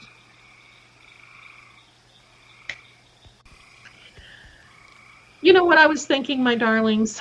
I got to tell you this. I know everybody's favorite Help I'm Haunted episode is Run, right? Do you all like that one? Put a 1 in the chat if you all liked. There you go, Cindy. 5 of Pentacles in reverse. I'll take that one too, my darling. So put a 1 in the chat if out of this series, Run is your favorite.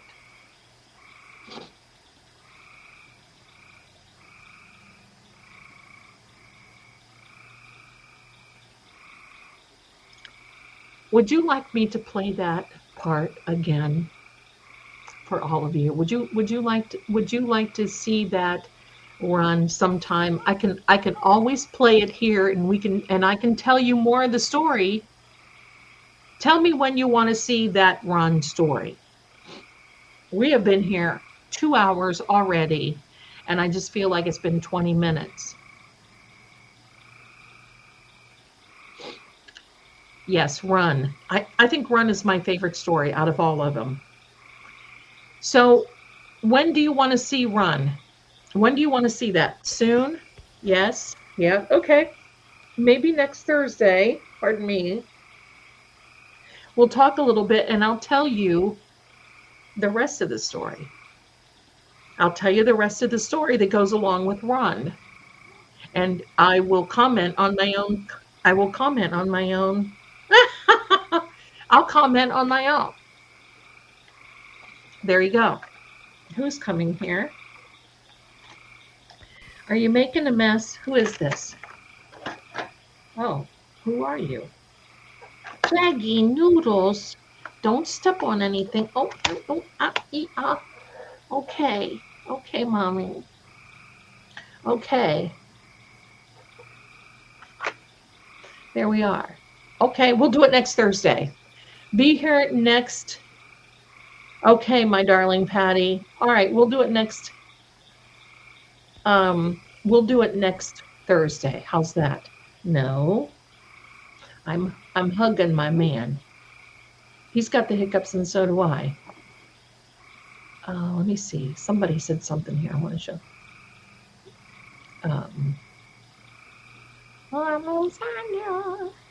Okay.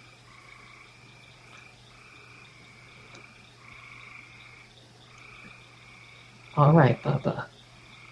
Look at this little head. My darling, here's Uvu. It's refreshing to hear you say this 100% agree. Listen, my son, if you're listening, Ian, you're allowed to chime in and say, because I get to going. I hear these people preaching, frightening everyone, and man, oh man, I just do not dig it. Okay, here we go. Zelda, I forgot the name, but when you went into an older house and it had something to do with a hand on the staircase, remember?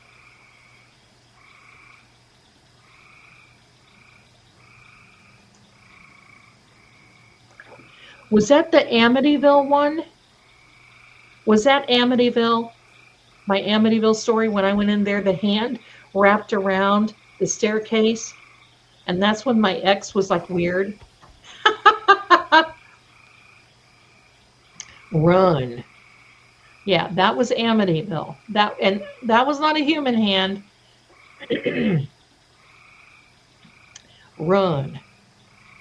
My favorite part of Run when I was talking to Officer Not So Bright, bless him, I can't say that, but yes, I'm going to say that. Officer, ma'am, I don't know, but all I can tell you, He'll be here until the Lord comes back. That was him. Ma'am, if I were you, I would run. There you go. Yes, that was Shrek. That was Shrek. That was Shrek at Amityville. Ian met Shrek.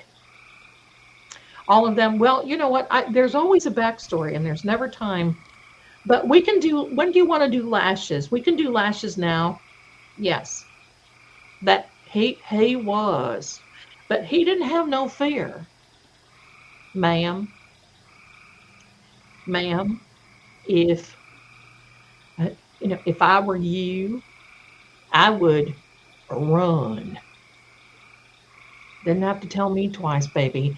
I broke every fingernail I had climbing up that mountain. I scooted up there before those big boys. No kidding. I had my little cowboy boots, and I dug the point of those boots right into the hillside, and I was up that. I haven't moved like that since 1978. No kidding. You know what? They're all kind of scary. The pumpkin story was Jack. That's the one that Ian got scared at. Yeah, that was Shrek. At Amityville was Shrek. I'm not going to show you a picture of Shrek, but if I showed you a picture of Shrek, you'd say, oh my God, that looks like Shrek, except he's not green. There you go. Sometimes people have a purpose.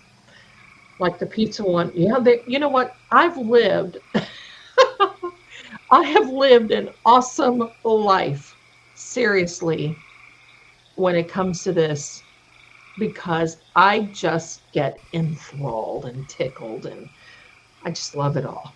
I just love it all. Now, are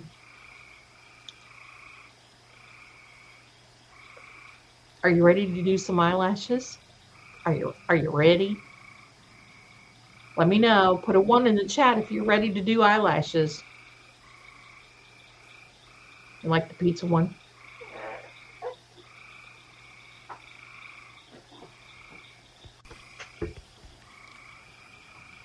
Ready to do eyelashes, my darling? I've worn eyelashes since I was 15 years old. Yeah, the morgue one was scary too. I've got so many scary ones, but I'm trying to take it a little easy because I've had some people write to me and say, you scare me so bad I can't watch you. Sorry, Bubba. Are you one? No. Look at these hands. Look how he has his hands crossed on my arm. Okay, my darlings, get ready. We're going to do eyelashes. Pickle juice first, though.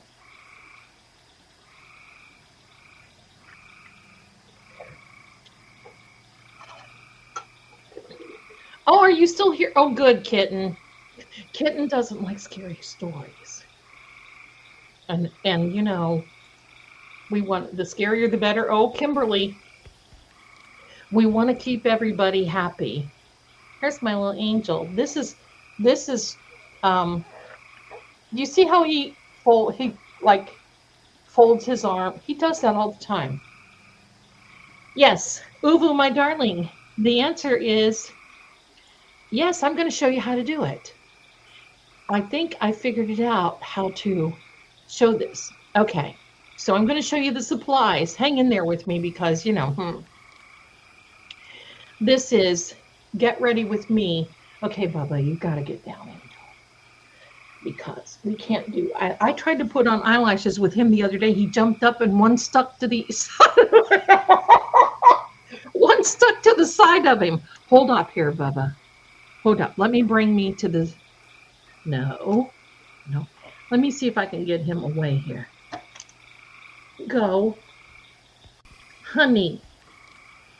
Where is Ian? He's a little farthead. Okay. See how I talk now? Look, I have my supplies here. No, Bubba, you're going to have to go down. Sometimes I can't take all the love. I'm serious.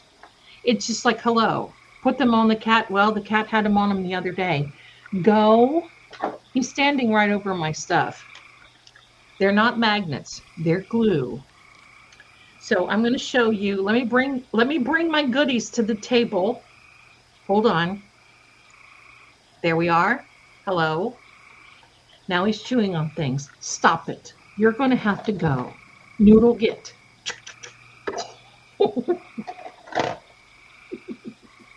Okay. Shaggy the Wiener Boy. All right. Now you're going to see.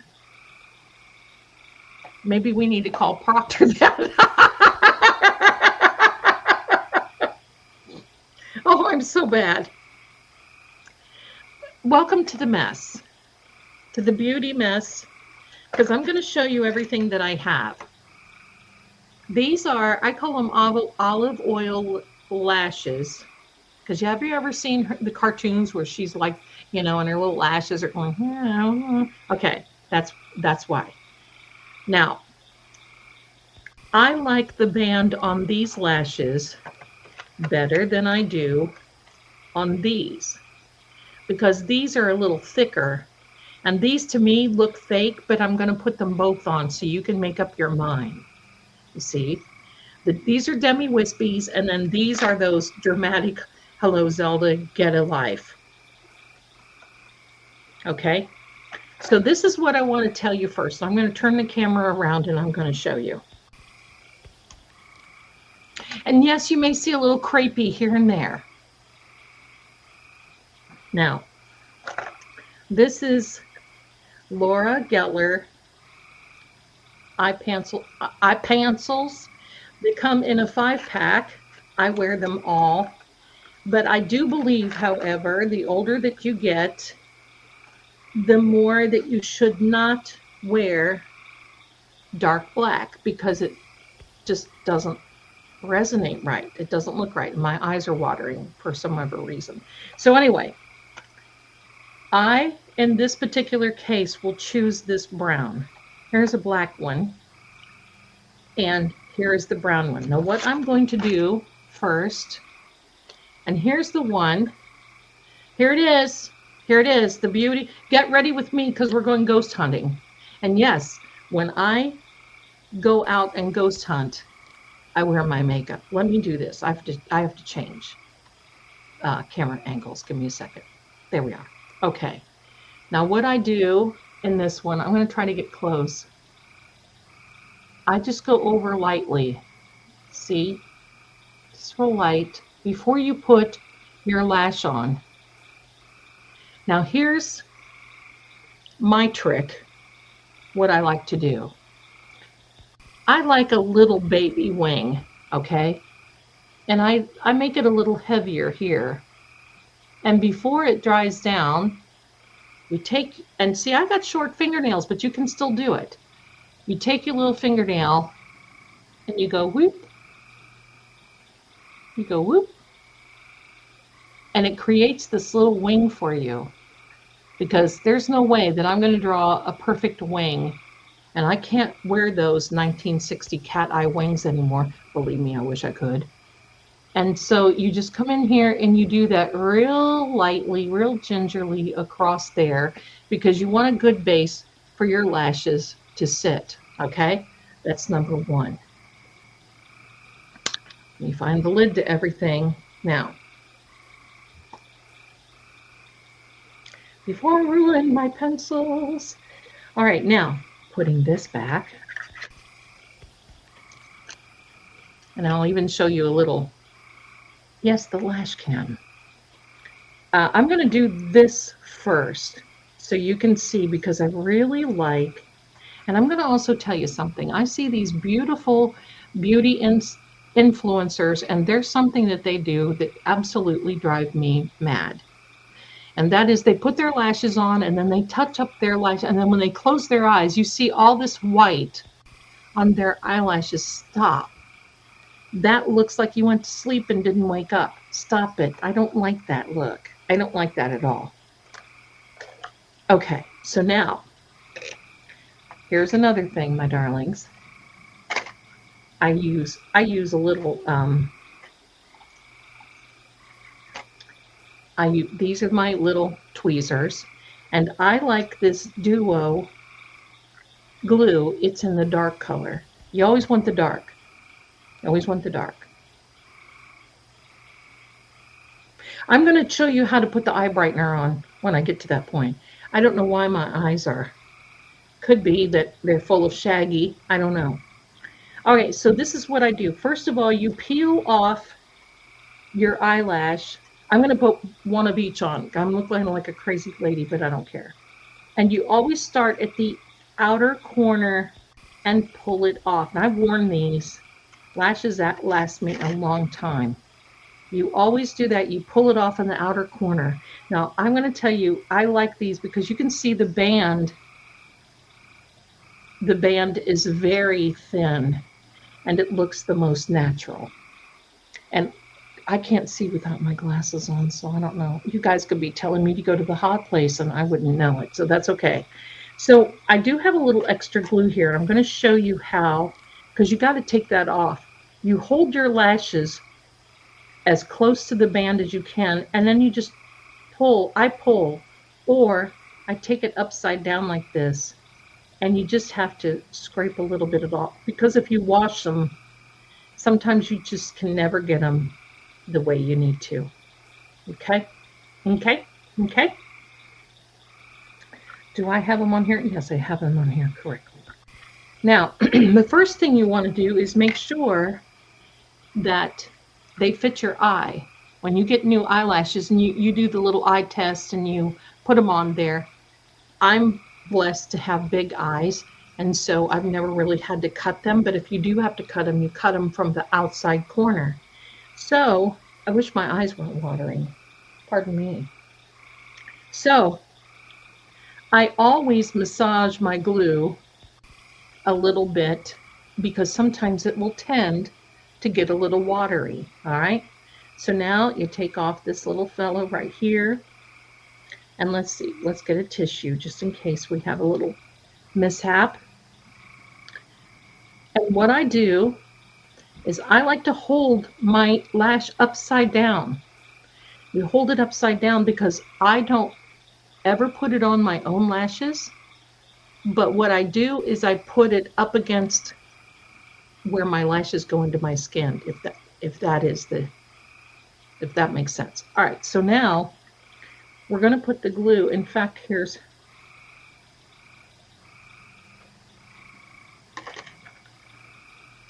where have my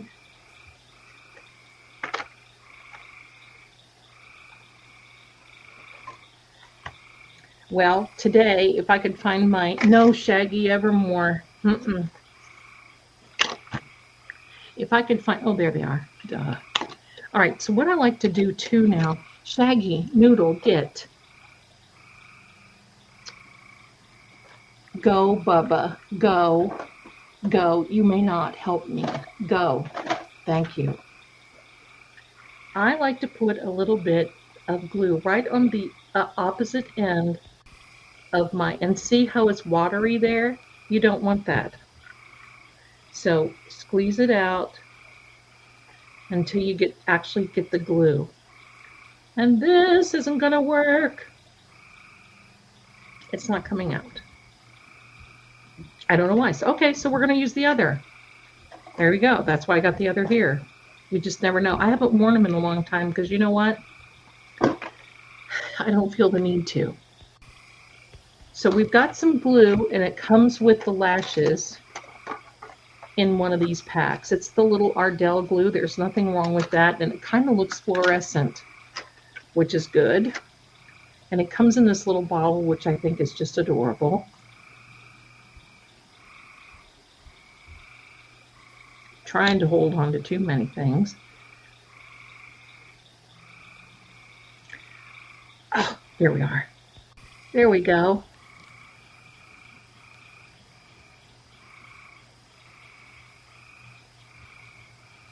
Now it comes with a little spatula that looks like this. And that is something that is like, I hold it upside down. And I have makeup all over my hands, so I'm sorry if that looks not nice, but that's true. Oh, forevermore, will you please?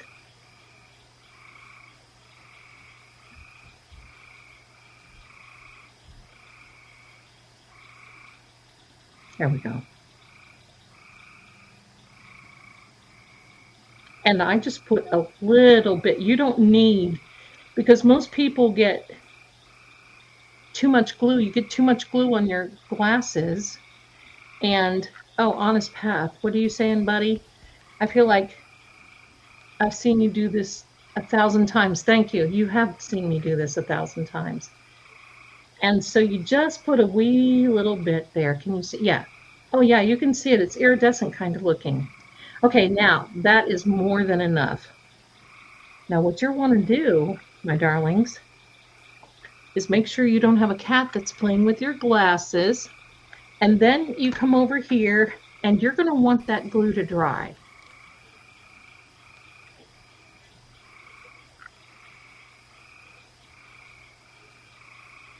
Well, I prefer lashes too, because as you get older, I have to wear waterproof mascara so that if I put it on and I curl my lashes, it stays.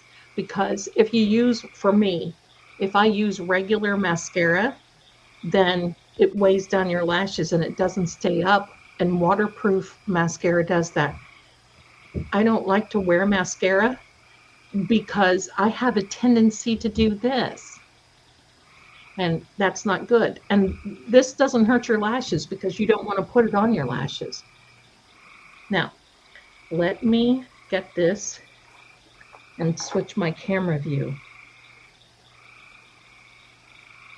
And you're going to see my green screen. Here we go. I can't see a bloody thing because I don't have my glasses on.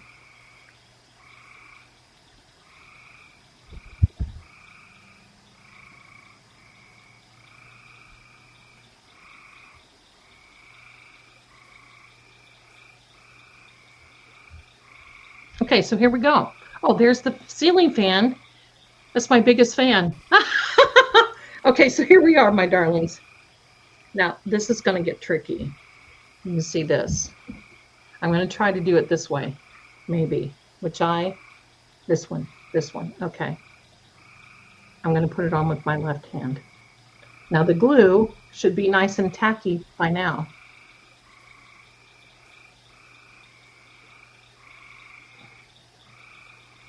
I can't see worth a flip. Here we are. Okay. Now you put it on, and I always put the inside corner on first. This may not, pardon me, this may not look straight, but we're doing the best we can with what we got to work with. Now you don't want to put it, you don't have to put it in place right now. Just let that sit. Okay? Just let it sit. Let it get accustomed to being there. Right? Now what you want to do is, I always rest my finger on my forehead so I'm not like, hello, gouging out my eyeball. And you grab, shoot, I cannot see. Hold on.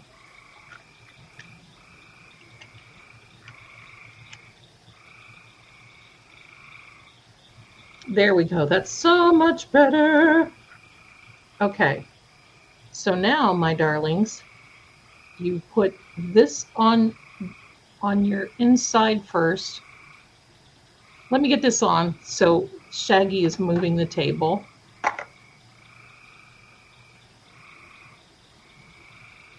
And then you just pat it down.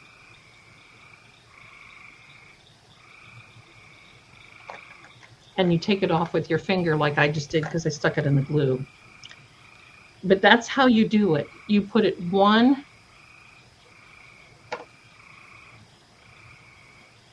step at a time. I usually use readers to do this. You see how this goes? You don't want to put it up like this, and you don't want to put it down like this. You have to put it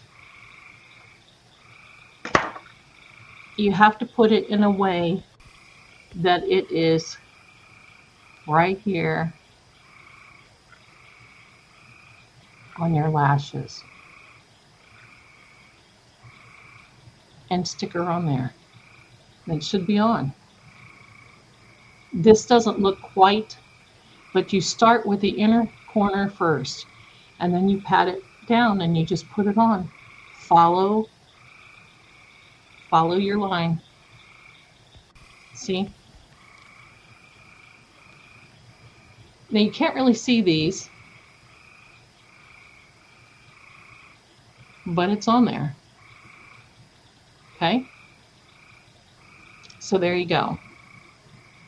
And I always pat it on here. Now, here's what I do in order to make this look, to blend in a little bit more. I can put these on in my sleep too, but it's like, hello, not right now. I take an eye pencil and I don't go in my inner eyelid, but I just kind of go in between here. So sometimes if you leave a little gap, wait, where am I? There we are. Sometimes if you leave a little gap, it will look better. Okay? Now, Shaggy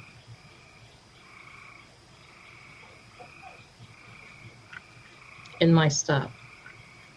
There we go. Nice green screen, right? So there, now I'm going to show you the eye brightener. The eye brightener is really important because I like to put that on last after I put all of my, thank you, my darlings, after I put, does it pull up? No, it doesn't pull off my, because I'm not gluing them to my eyelashes. So you can't really see these, but I can tell you what, I can't wear my glasses with them. You see how, let me see if I can get these to look. Hello, where am I? There we go. Nice nose, Zelda. All right, here we are. Now, this is the eye brightener. Where am I showing this? You can see my dirty desk. There's the eye brightener right there, okay? What foundation did I use? Maybelline Fit. I wanted to try the magnetic lashes, but I've heard a lot of people that my lashes are sparse. As you get older, they get more sparse, and they slide off, and I don't want that. So, okay, so here now is the eye brightener. Here we are, the eye brightener. So what I do, let me turn my camera forevermore. Here we are. Okay. So now, other than my dirty desk, here is that little pot of eye brightener. Okay. Now what I do with the eye brightener, I'm going to put this over here with the noodle boy. I'm going to leave this like this. Get ready with me to go haunting, right? Now this is what you do. I'd love to try the magnetic lashes, but I'm kind of scared too, because you know I've been using these for years. So, and see, these now are on, and they don't. And I'll show you how I pull them off when they get really dry. When they get really dry. So in this, my darlings, here's the little pot. I take a Q-tip. I don't use my finger. And I just roll it on the edge, just a little bit. Because here's the trick.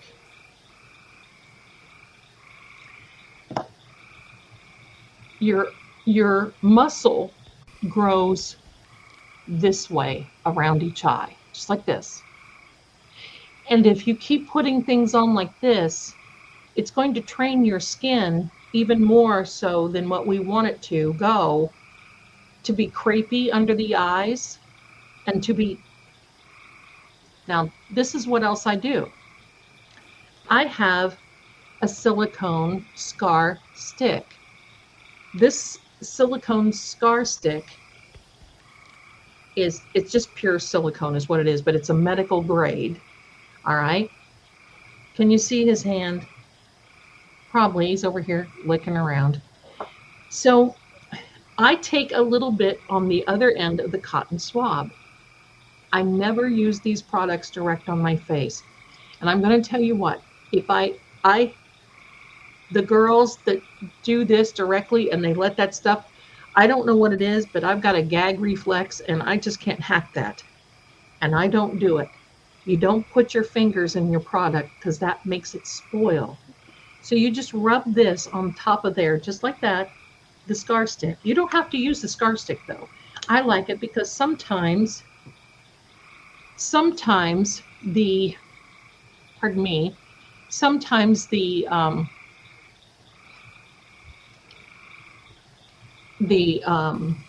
we go. Sometimes it gets, there we are.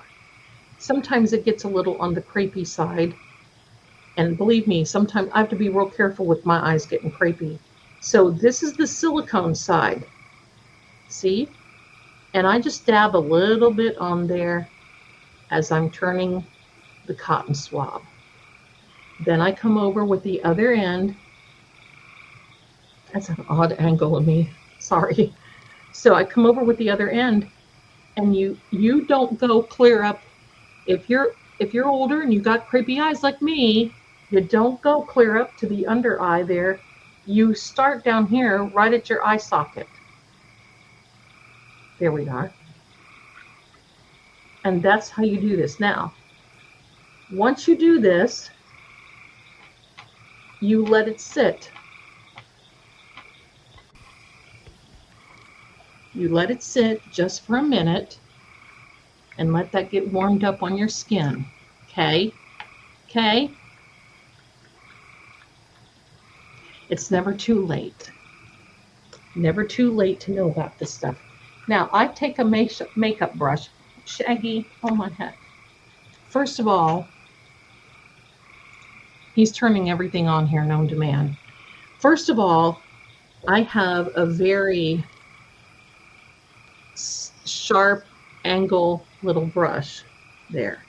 And I'll go right in here and tap it. It's got brown eyeshadow on.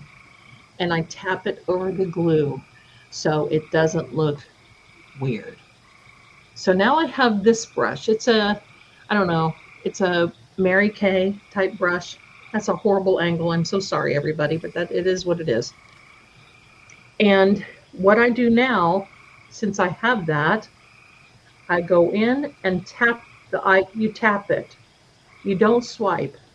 I see sometimes people are doing this, you know, la, la, la, la, la, la. Your eyes are not a windshield.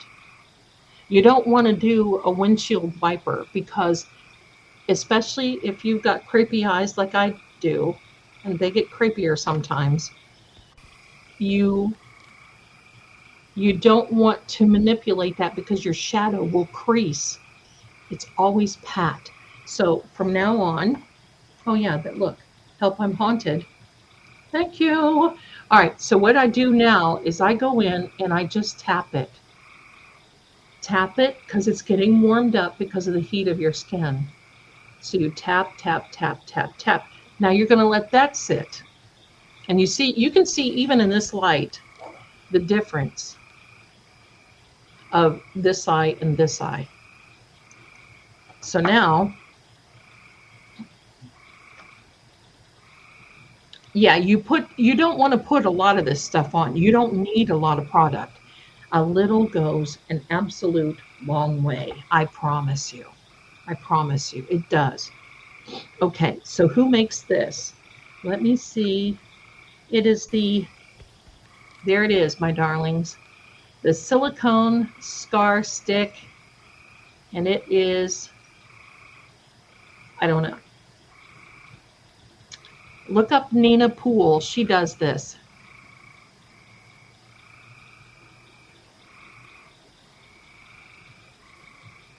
Oh, my darling, okay.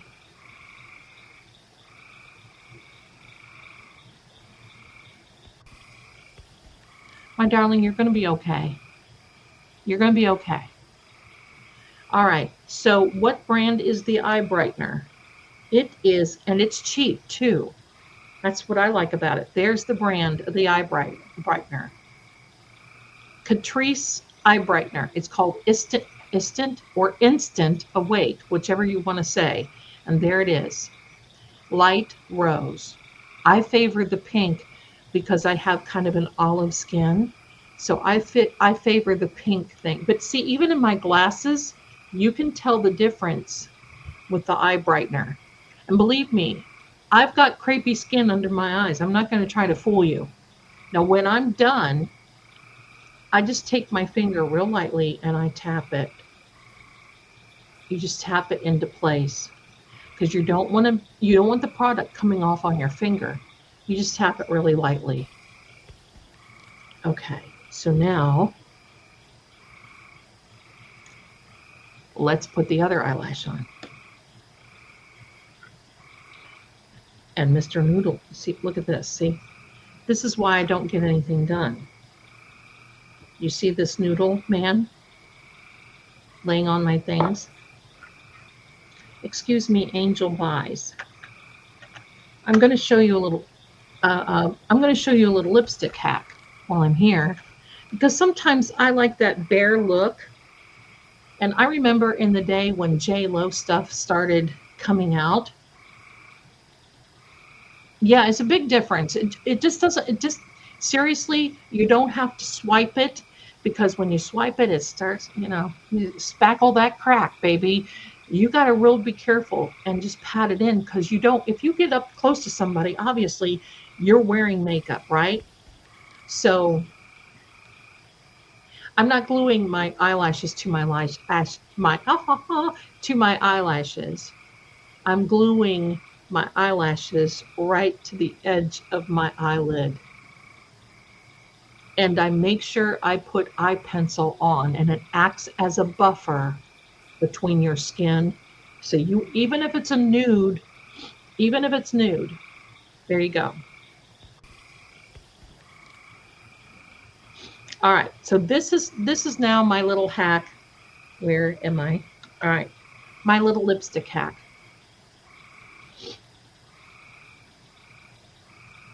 In the corner of your eye, yes, I take the eye brightener because I have, see this dark right here? I have the eye really dark, and look, and there's just hardly anything left on this instant eye awake. And you do that and you let it sit.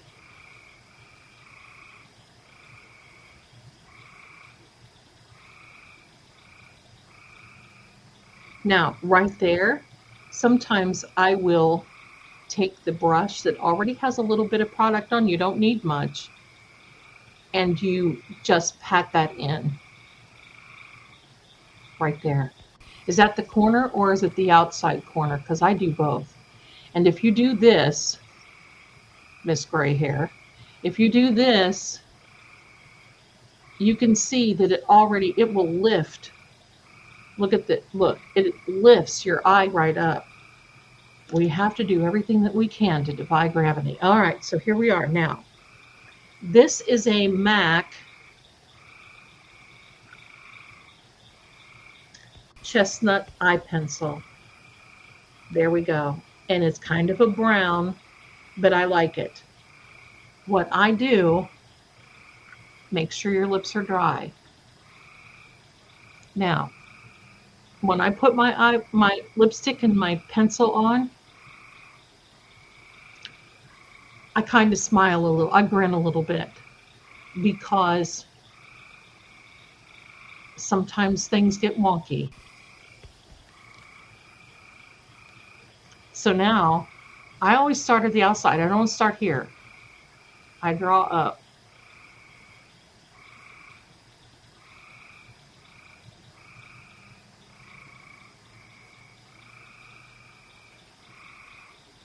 And for you men out there, this should give you an appreciation of what we women do, no matter what age, to look good for you men. Even if we're haunted. Help, I'm haunted while we're getting ready. Now, here's what I want you to do. Take your lip pencil and kind of color in a little bit. Okay? It's not going to be perfect. It's going to look kind of wonky. Now, you go on the outside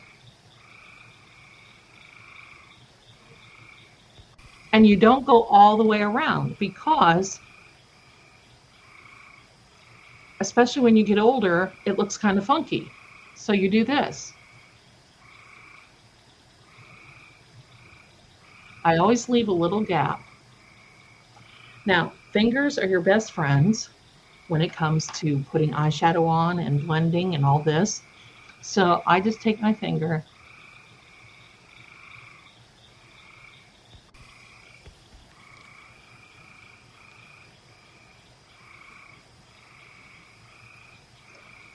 and blend that. Now, here's where it gets cool. I have a little cover stick, Maybelline cover stick, and I need another one, but hello, this one is well used. I don't even know what it is anymore. I don't have my other brush out here, so I am going to use my eye brush and it won't hurt anything. I take just a little bit of this cover stick.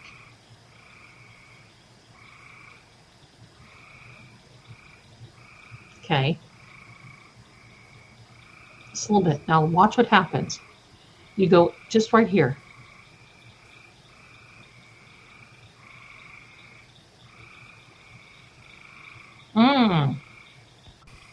Now you're talking.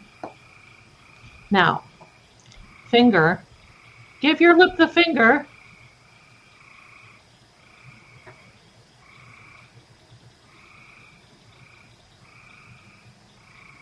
Now, isn't that pretty?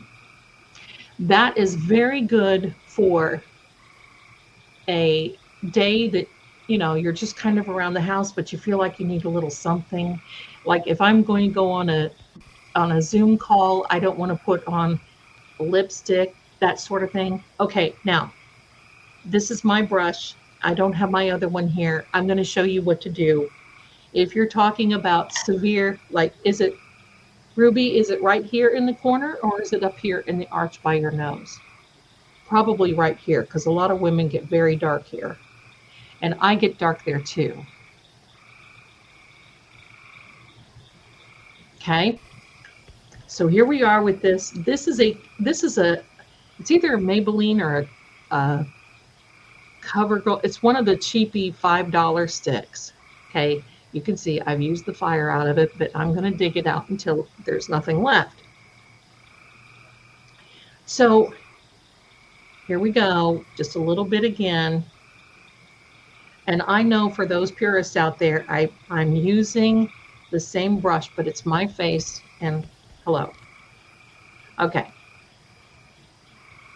So there we are. All right.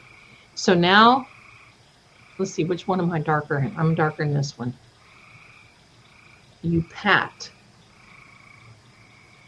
And instead of trying to rub this way, you rub toward your nose. Pat toward your nose. Pat toward your nose. See the difference? Look how bright that's getting. Pat toward your nose. Always release it. Don't hold on your skin and go, wah, because you're going to be real sorry because it's going to be too much product. So here we go. We're going to continue. Pat and toward your nose. Pat toward your eyebrow. And yes, I like to hold my brush back here when I'm doing this, because if you do it up like this, you get too much pressure, and then you can't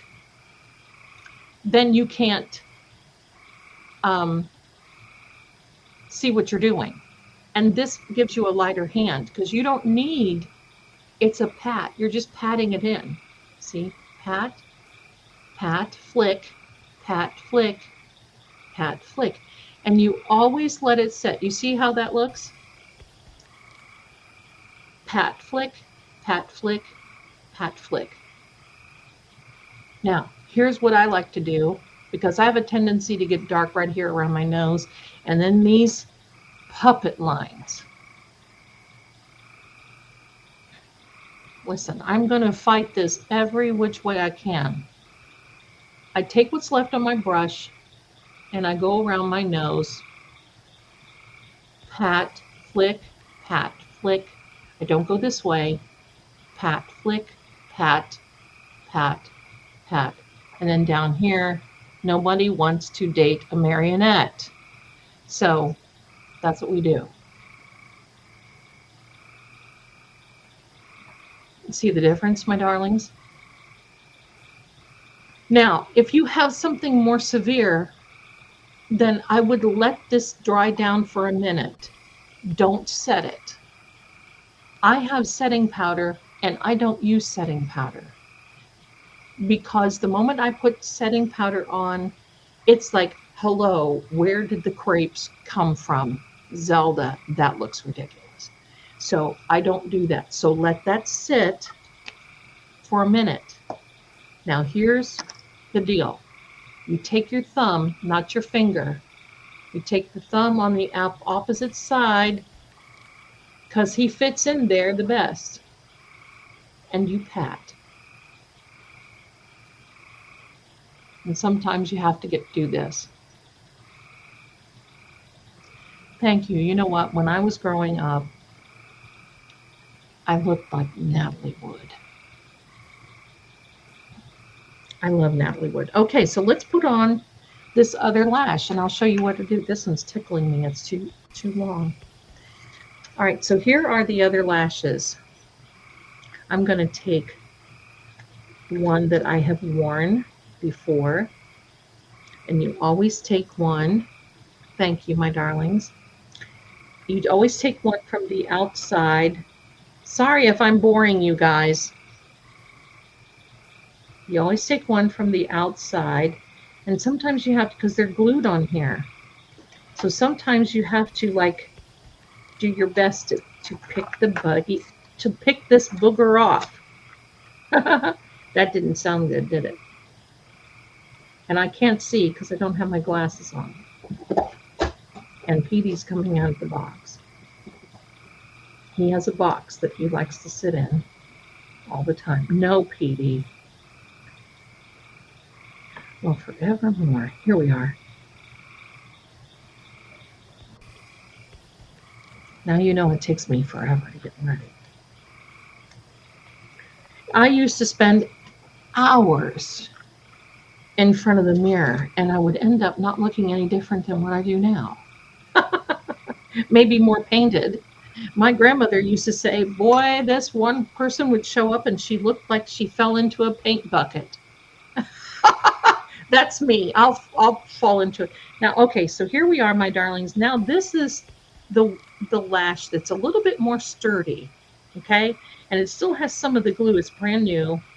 It still has some of that box glue, and I picked that off. And sorry, I've got makeup on my hands, so it doesn't look very pretty. All right, so you flip it over, and now comes the glue.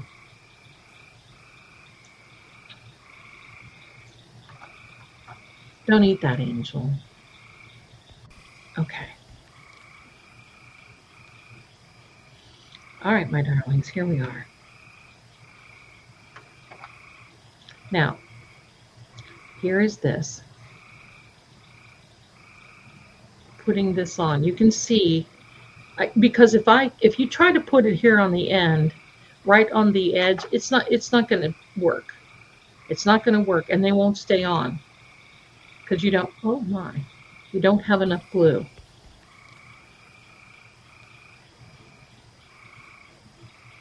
There you go, my darlings. You guys are so sweet. Okay, so here you are. So now you're going to put this on here just like this. And a little goes a long way. Believe me. Now, I usually use dark glue, but sometimes in a pinch, a girl's got to do what a girl's got to do. PD deal, no. PD pink nose, no. Everybody wants to be mom. No, no, no. This is what this man's doing, you see. This is why I can't do anything. Okay, so now you make sure that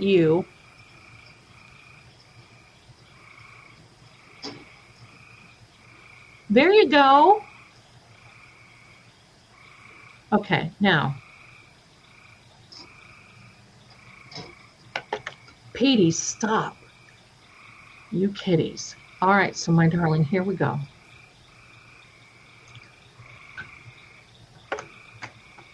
No, you may not sit on me while I'm doing this. Go. Petey. All right, my darlings, here. Oh, something happened here. Petey knocked me off. Petey knocked me off guard. There we are. Yeah, there we are. Okay. Now. Oh, that's nice. What has happened here? Okay. Now, this is the eye without the lash, and I'm going to put this one on.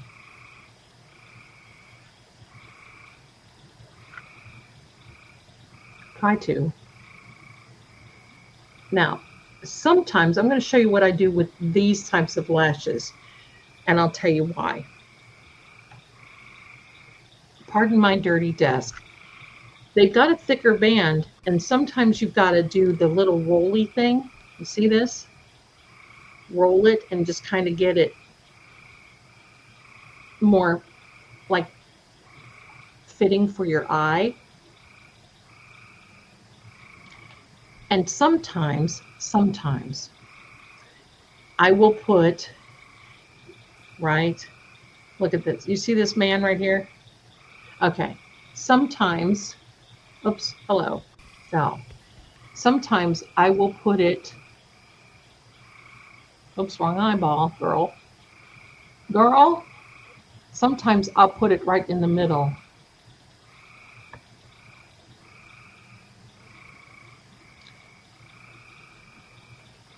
I'm trying to see and I can't. See, I got stuff on my face. My gosh. Okay.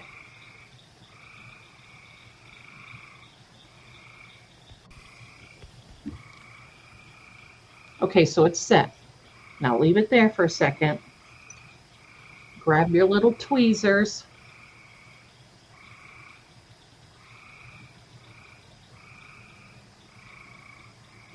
I'm trying to look in one phone and look at the other. Nope, didn't get. See, I don't have the right stuff to do this.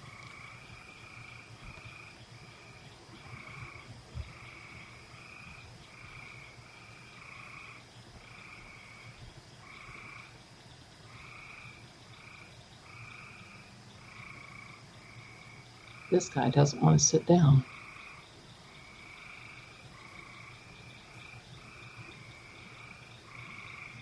I think you get the idea.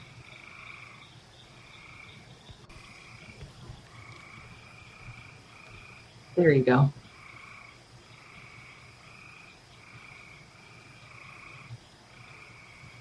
And now you can see the difference between the one side, like this one, you can barely see it. And I usually put, oops, this end is coming off here because I didn't have it on there right. I usually put mascara over them. So there you are, my darlings. The best, now obviously I would do a better job, and I appreciate you, you know, hello. Okay, so now,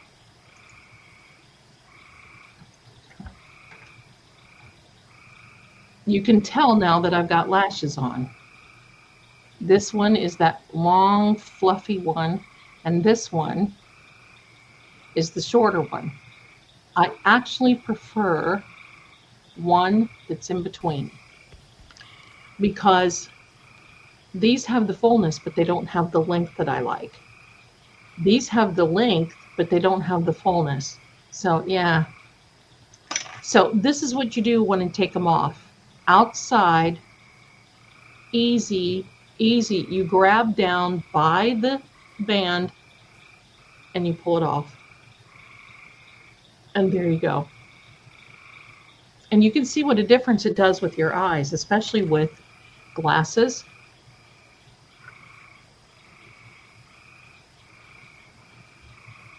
It looks so much different and better. Thank you. Sometimes I do both, Ruby. Sometimes I do both. And the reason being is it depends on how long I want them to last. Like if I'm going out on a day, the mascara will actually help hold your lashes down. I do not wear individual lashes because they tend to hurt my eyes. But and then after I put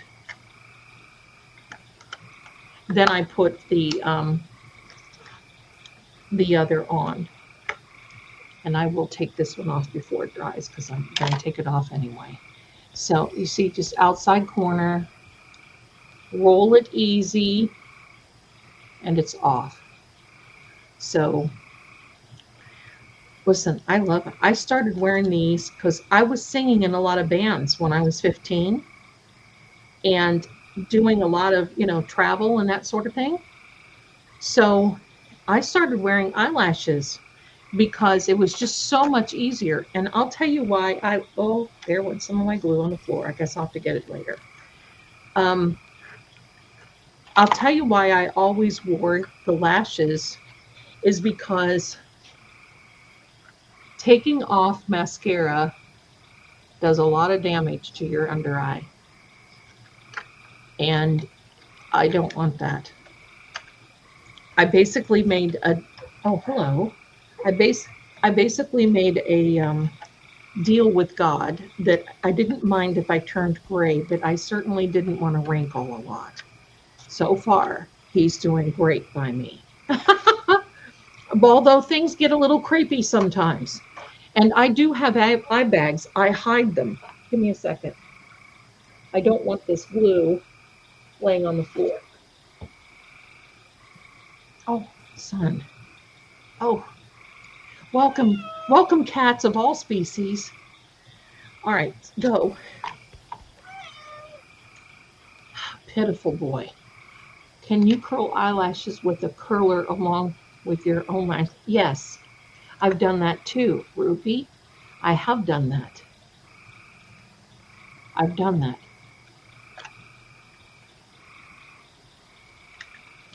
Everything in my thing, Shaggy, everything in moderation, and including makeup now. When I was younger, hello, it was like, give me the makeup, baby. But now it's like easy does it. And I feel better. I remember the time I just turned 50 when I thought, I can't do my makeup like I used to. There's no way I can't. Now, see, you can see the difference by using the eye brightener and that other, because, to me, my darlings, you do not have to spend a lot of money on makeup to look good. But make sure you get good makeup that you don't have to pull and tug and everything else. And you just use, remember, pat and flick. Pat and flick.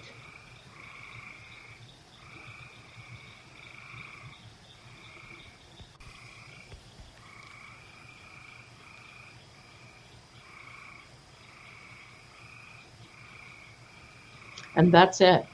That's what I do. Now, I'll show you what I do for blush. Some of you have seen the blush thing. If I can reach around these boys.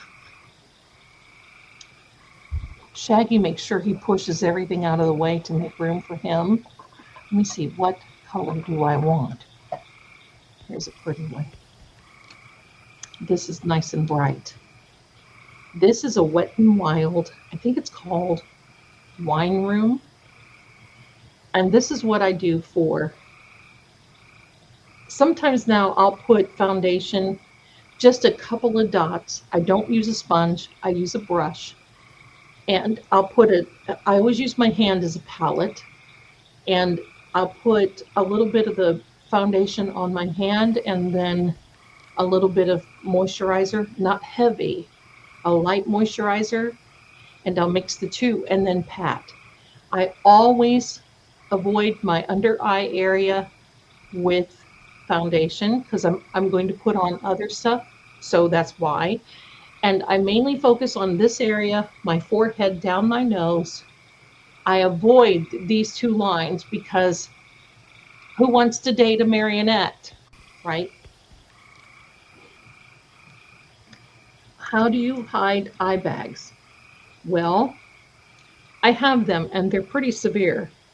I don't know if you can see them, but when you put your concealer and your eye brightener on, you avoid that part that looks swollen. Mine are kind of on the outside, like right here and here.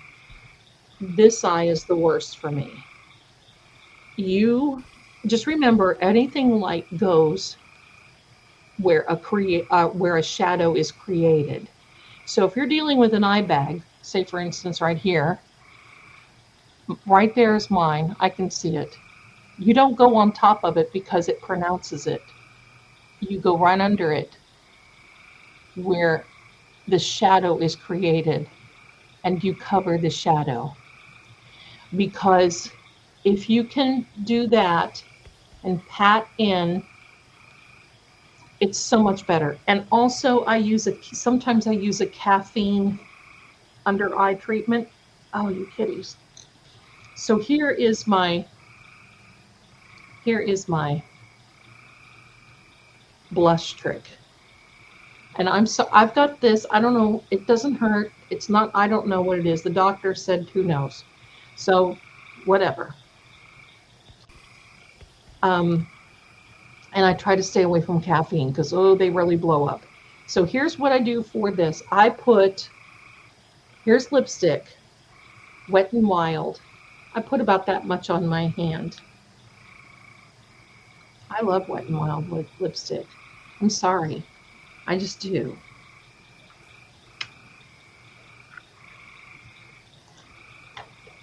I know they discontinue some of these things and I just hate it.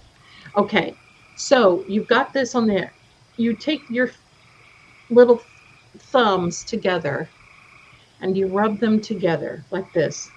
And then you're going to have that. All right, rub them in there really good. Then you're going to have this, just like this. This is what you do, right? You see where this natural hollow is? I do not bronze. I do not carve. I do not contour.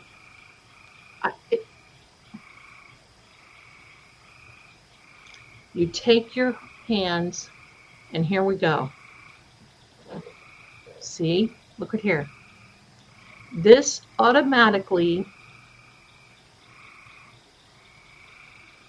and the lighting is wrong, so it's coming out wonky.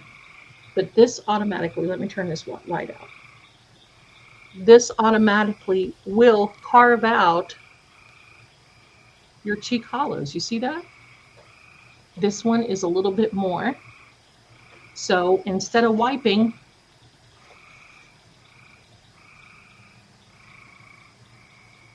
there we go. And that's how I do it, my darlings. I don't have fantastic. I just make it seem that way. Thank you, though. But that's how I do my makeup. And listen, a tube of lipstick will get you anywhere in a pinch. Here's what else I do. Finger, a little bit on my finger.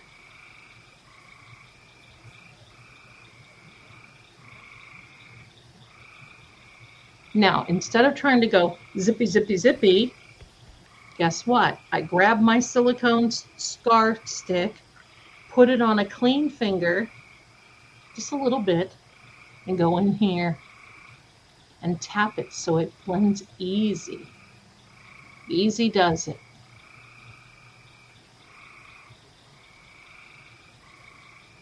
See what a difference that makes? It's just enough It's just enough. We're going to do it on the other eye. As the bayou is in the background, a little bit more. So my darlings, I'm going to tell you, all you really need, if you're ever in a pinch, all you ever need is a good lipstick. And I mean a good lipstick color, because a little goes a long way. And you've got a cheek color, you've got an eye color. Now let's blend it in.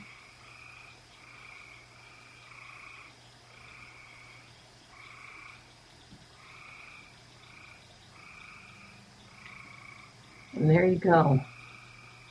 I'm sorry, my eyelash tutorial, I've not done one of those. I did not realize that it was going to be very difficult for me to show you a better angle. So I'm sorry about that. If I could ever find out how to do a better angle. Now I know the pain of some of these creators that they go through when they're doing these types of videos. But there we are. Okay. Let me go. Thank you so much. But now you see, and of course you wear glasses, right? If you wear glasses, I always put I'll give you an idea. I always put my eyeshadow on with fingers. Okay.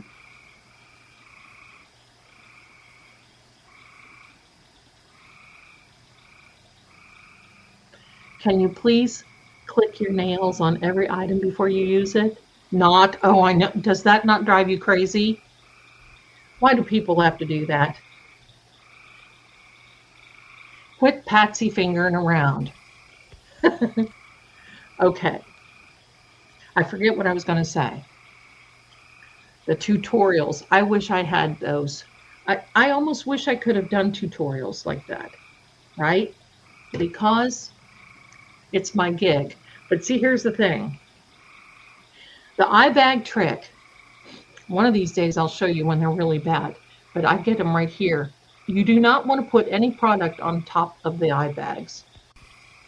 If you look down, they will naturally create a shadow, and you put the product right into the shadow. Okay? That's what you do. And now I got fur all over my glasses because 2 people have been rolling around on my desk. But the fact that I wear glasses, I pay attention more. But this is how I do it. Always fingers. I have a very soft eyeshadow palette. I don't like those hard ones, and I don't like a lot of glitter, although I do have a little glitter up here today. I start out with and I stop right here. I have a brown. I just put it over the eyelid. Naturally it will go into the crease. You don't have to worry. But I stop right here at the corner of my iris. And then I take the darker shade. Instead of wiping like this, because remember, everything here, you pat in your corner and you go this way. And when you pat in the corner and go this way, it will automatically blend. And you don't have to use these brushes and be pulling and dragging and everything else. What do I use?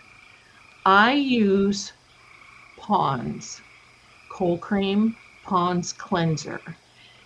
I like the St. Ives Apricot. It's the apricot scrub. I do that about every other day. And then for a moisturizer, well, then I use organic witch hazel that's made to be a toner. And then, pat, pat, pat, yes. I actually sometimes will put moisturizer underneath my arms. Are you kidding? My eyes.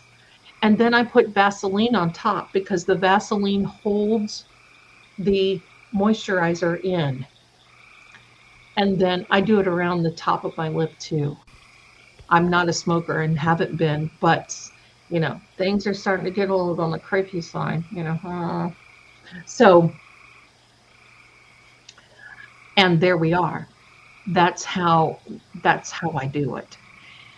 I wish I had a better setup that I could really show you, because I mean, I'm brave enough to come on here without makeup. I don't care. I mean, it is we naturally grow older.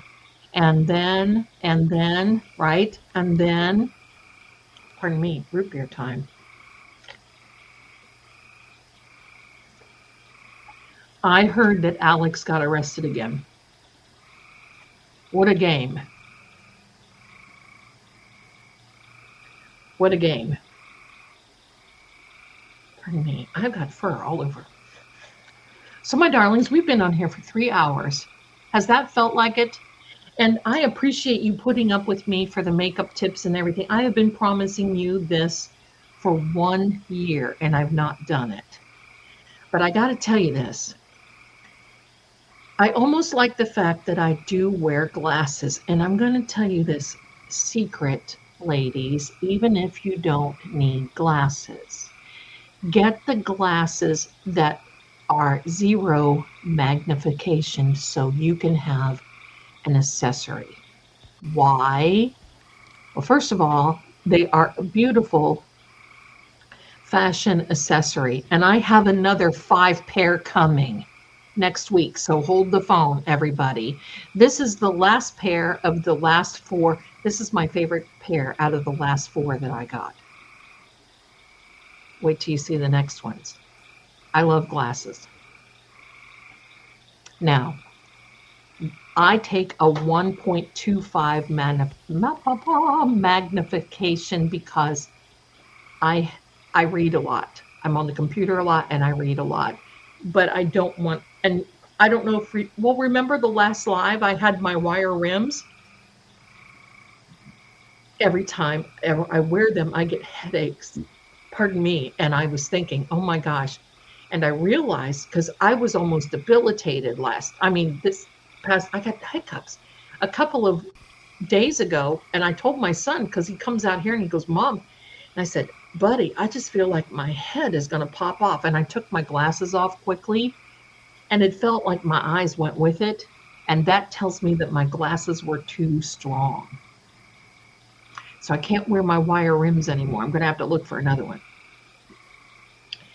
So I don't know. I don't even know what they are. I can't wait to be surprised because I don't look, right? I don't look. I'm just happy to get them. But I'm telling you, ladies, for accessory, get the glasses. Why? Because the glasses hide a multitude of sin. There have been days that I feel like I'm packing my Samsonite under my eyes, and I'm not kidding. I'll be glad to tell you the truth. And I just feel like, oh my, I get up and I think, heavens to Betsy, what have I done, right? Because I do have I have crepey skin under my eyes. I just, you know, whatever. But I don't have any wrinkles here on the side. I'm not bragging. But if you start patting, because I'm going to tell you something. My grandmother was Italian, Irish. She was a cooker all the time. She was a cooker. She looked, when she passed away, she was 96, something like that. And she looked like she was 60. And the reason being is because my grandmother used warm, not hot, warm steam. And she would use cold cream. And the one thing that and I need another big jar, and I haven't got it yet, but it's the Merle Norman pink. It comes in the big jar. It's the pink cleanser. She would put that on thin layer and then sit in front of the steam. Now you can do that. You can boil water and have it, you know, as long as you don't stick your head down here, because certainly you don't want to burn yourself. That's dangerous. But hold a towel over your head with your moisturizer on, and hello. That is like the best. But be careful, caution, okay? caution. But when I started wearing my glasses, I noticed, well, I have to wear glasses because I don't do too much without them, because my makeup isn't right. You see, my makeup isn't right for my look without glasses, because my eyes look too far apart as far as I'm concerned, and they just kind of look empty. But you know what? You put your glasses on, and it's like, boys do make passes at girls who wear glasses, my darlings. And it's very rare that you see me unless I'm in the bed. And then I'm wearing my glasses. I fell asleep with a pair of glasses on the other night and woke up and I thought, it's a miracle. No, it wasn't. I just fell asleep with my glasses on because I was reading. Hello. But get you some glasses that are not magnified. These are reader glasses. These are cheater glasses. And get what's appropriate. Believe me, they've got excellent ones. If you go on the Talkie Tick shop, that's where I get mine. And holy mackerel, just go on the Talkie Tick shop and put in there women's reading glasses. They are so much better than what I've gotten on that other place that's like that forest. Oh, what is that called? The Amazon? They're so much better. These are my favorite. But I like the ombres. You see how those are? Oh yes, I can take this view. Well, might have been viewer discretion. Hello. The makeup tips might have scared someone along the way. Let me take this off. Thank you for letting me know. We can do that. And let me see. So my darlings, we're going to come back here and get ready because we've got our little goodbye happening. It's 3 hours and 12 minutes. And I want to thank each and every one of you for your generosity. Come join me tomorrow night live at Vale Keep. I've got a premiere. Come and join me Saturday night. I'm going to do another remote. I don't know what it is. But something's up with Nancy Guthrie and that house. And I don't know, my friends. I don't know. Something's up. But tonight just flew by, didn't it? It just flew by. I've got so many more stories, but next Thursday, I'm going to show Run again. Won't that be funny? When did I do that? Last year or the year before? I think it was last year. And then I'll comment and I'll tell you some backstory of some of that stuff too. It flew by too fast. So my darlings, thank you so much. Thank you so much. What is the afterlife like? I don't know. But all I know, it's better than here.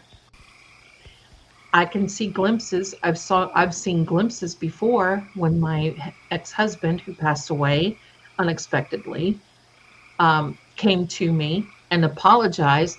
And I'm like, wait, am I in the hot place? Because that just doesn't seem right. Okay, so anyway, it went by too fast. Thank you. And thanks for putting up with the makeup tips. Listen, my camera, my desk is dirty. My camera angles are wrong. It was a lot of fun. Of course, your deceased loved ones are in a better place. Of course they are. Absolutely. Absolutely. You do much better. Oh, thank you, ABC, my darling. Okay, my darlings. So get ready to say goodbye to everyone. I'm going to tell you, I am up to 65 pairs of glasses. And some of them are doubles. Because I don't want to not have any, hello. A remote for Lynette. Yes, I want to do a remote for Lynette. Definitely. We'll see what we're going to do Saturday night. I'm not sure. But this thing with these arrests with these YouTubers, listen, I don't believe that that's fair at all. There's something wrong. Arresting these YouTubers. Listen, you know what I would do? I would get me a Badger constitutional lawyer. And then I would give everybody the Canton salute and say, get your checkbook out, because you're violating my constitutional rights. So there we are. There we are. So anyway, my darlings,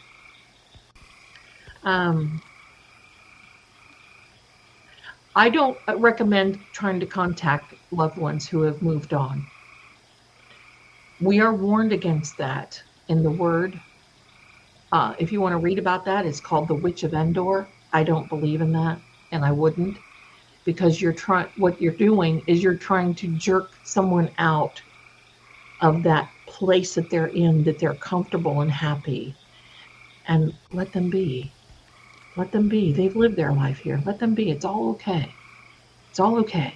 All right, my darlings, you guys have been absolutely, we have 227 people between the two chats.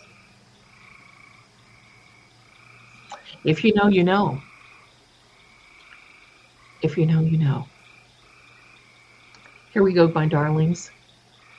We're going to turn off the little crickets, and then we're going to say goodbye and hang out, because we know we got the end screen here, okay? So there we are. Thank you again so much, my darlings, for being here. It didn't even feel like Help I'm Haunted, but we got more stories, more tips, and more time to be together. Thanks for being so kind. You guys are so kind and so wonderful. I've got the best chat. I feel it. So thanks again, my darlings, and I will see you again next time. Bye for now.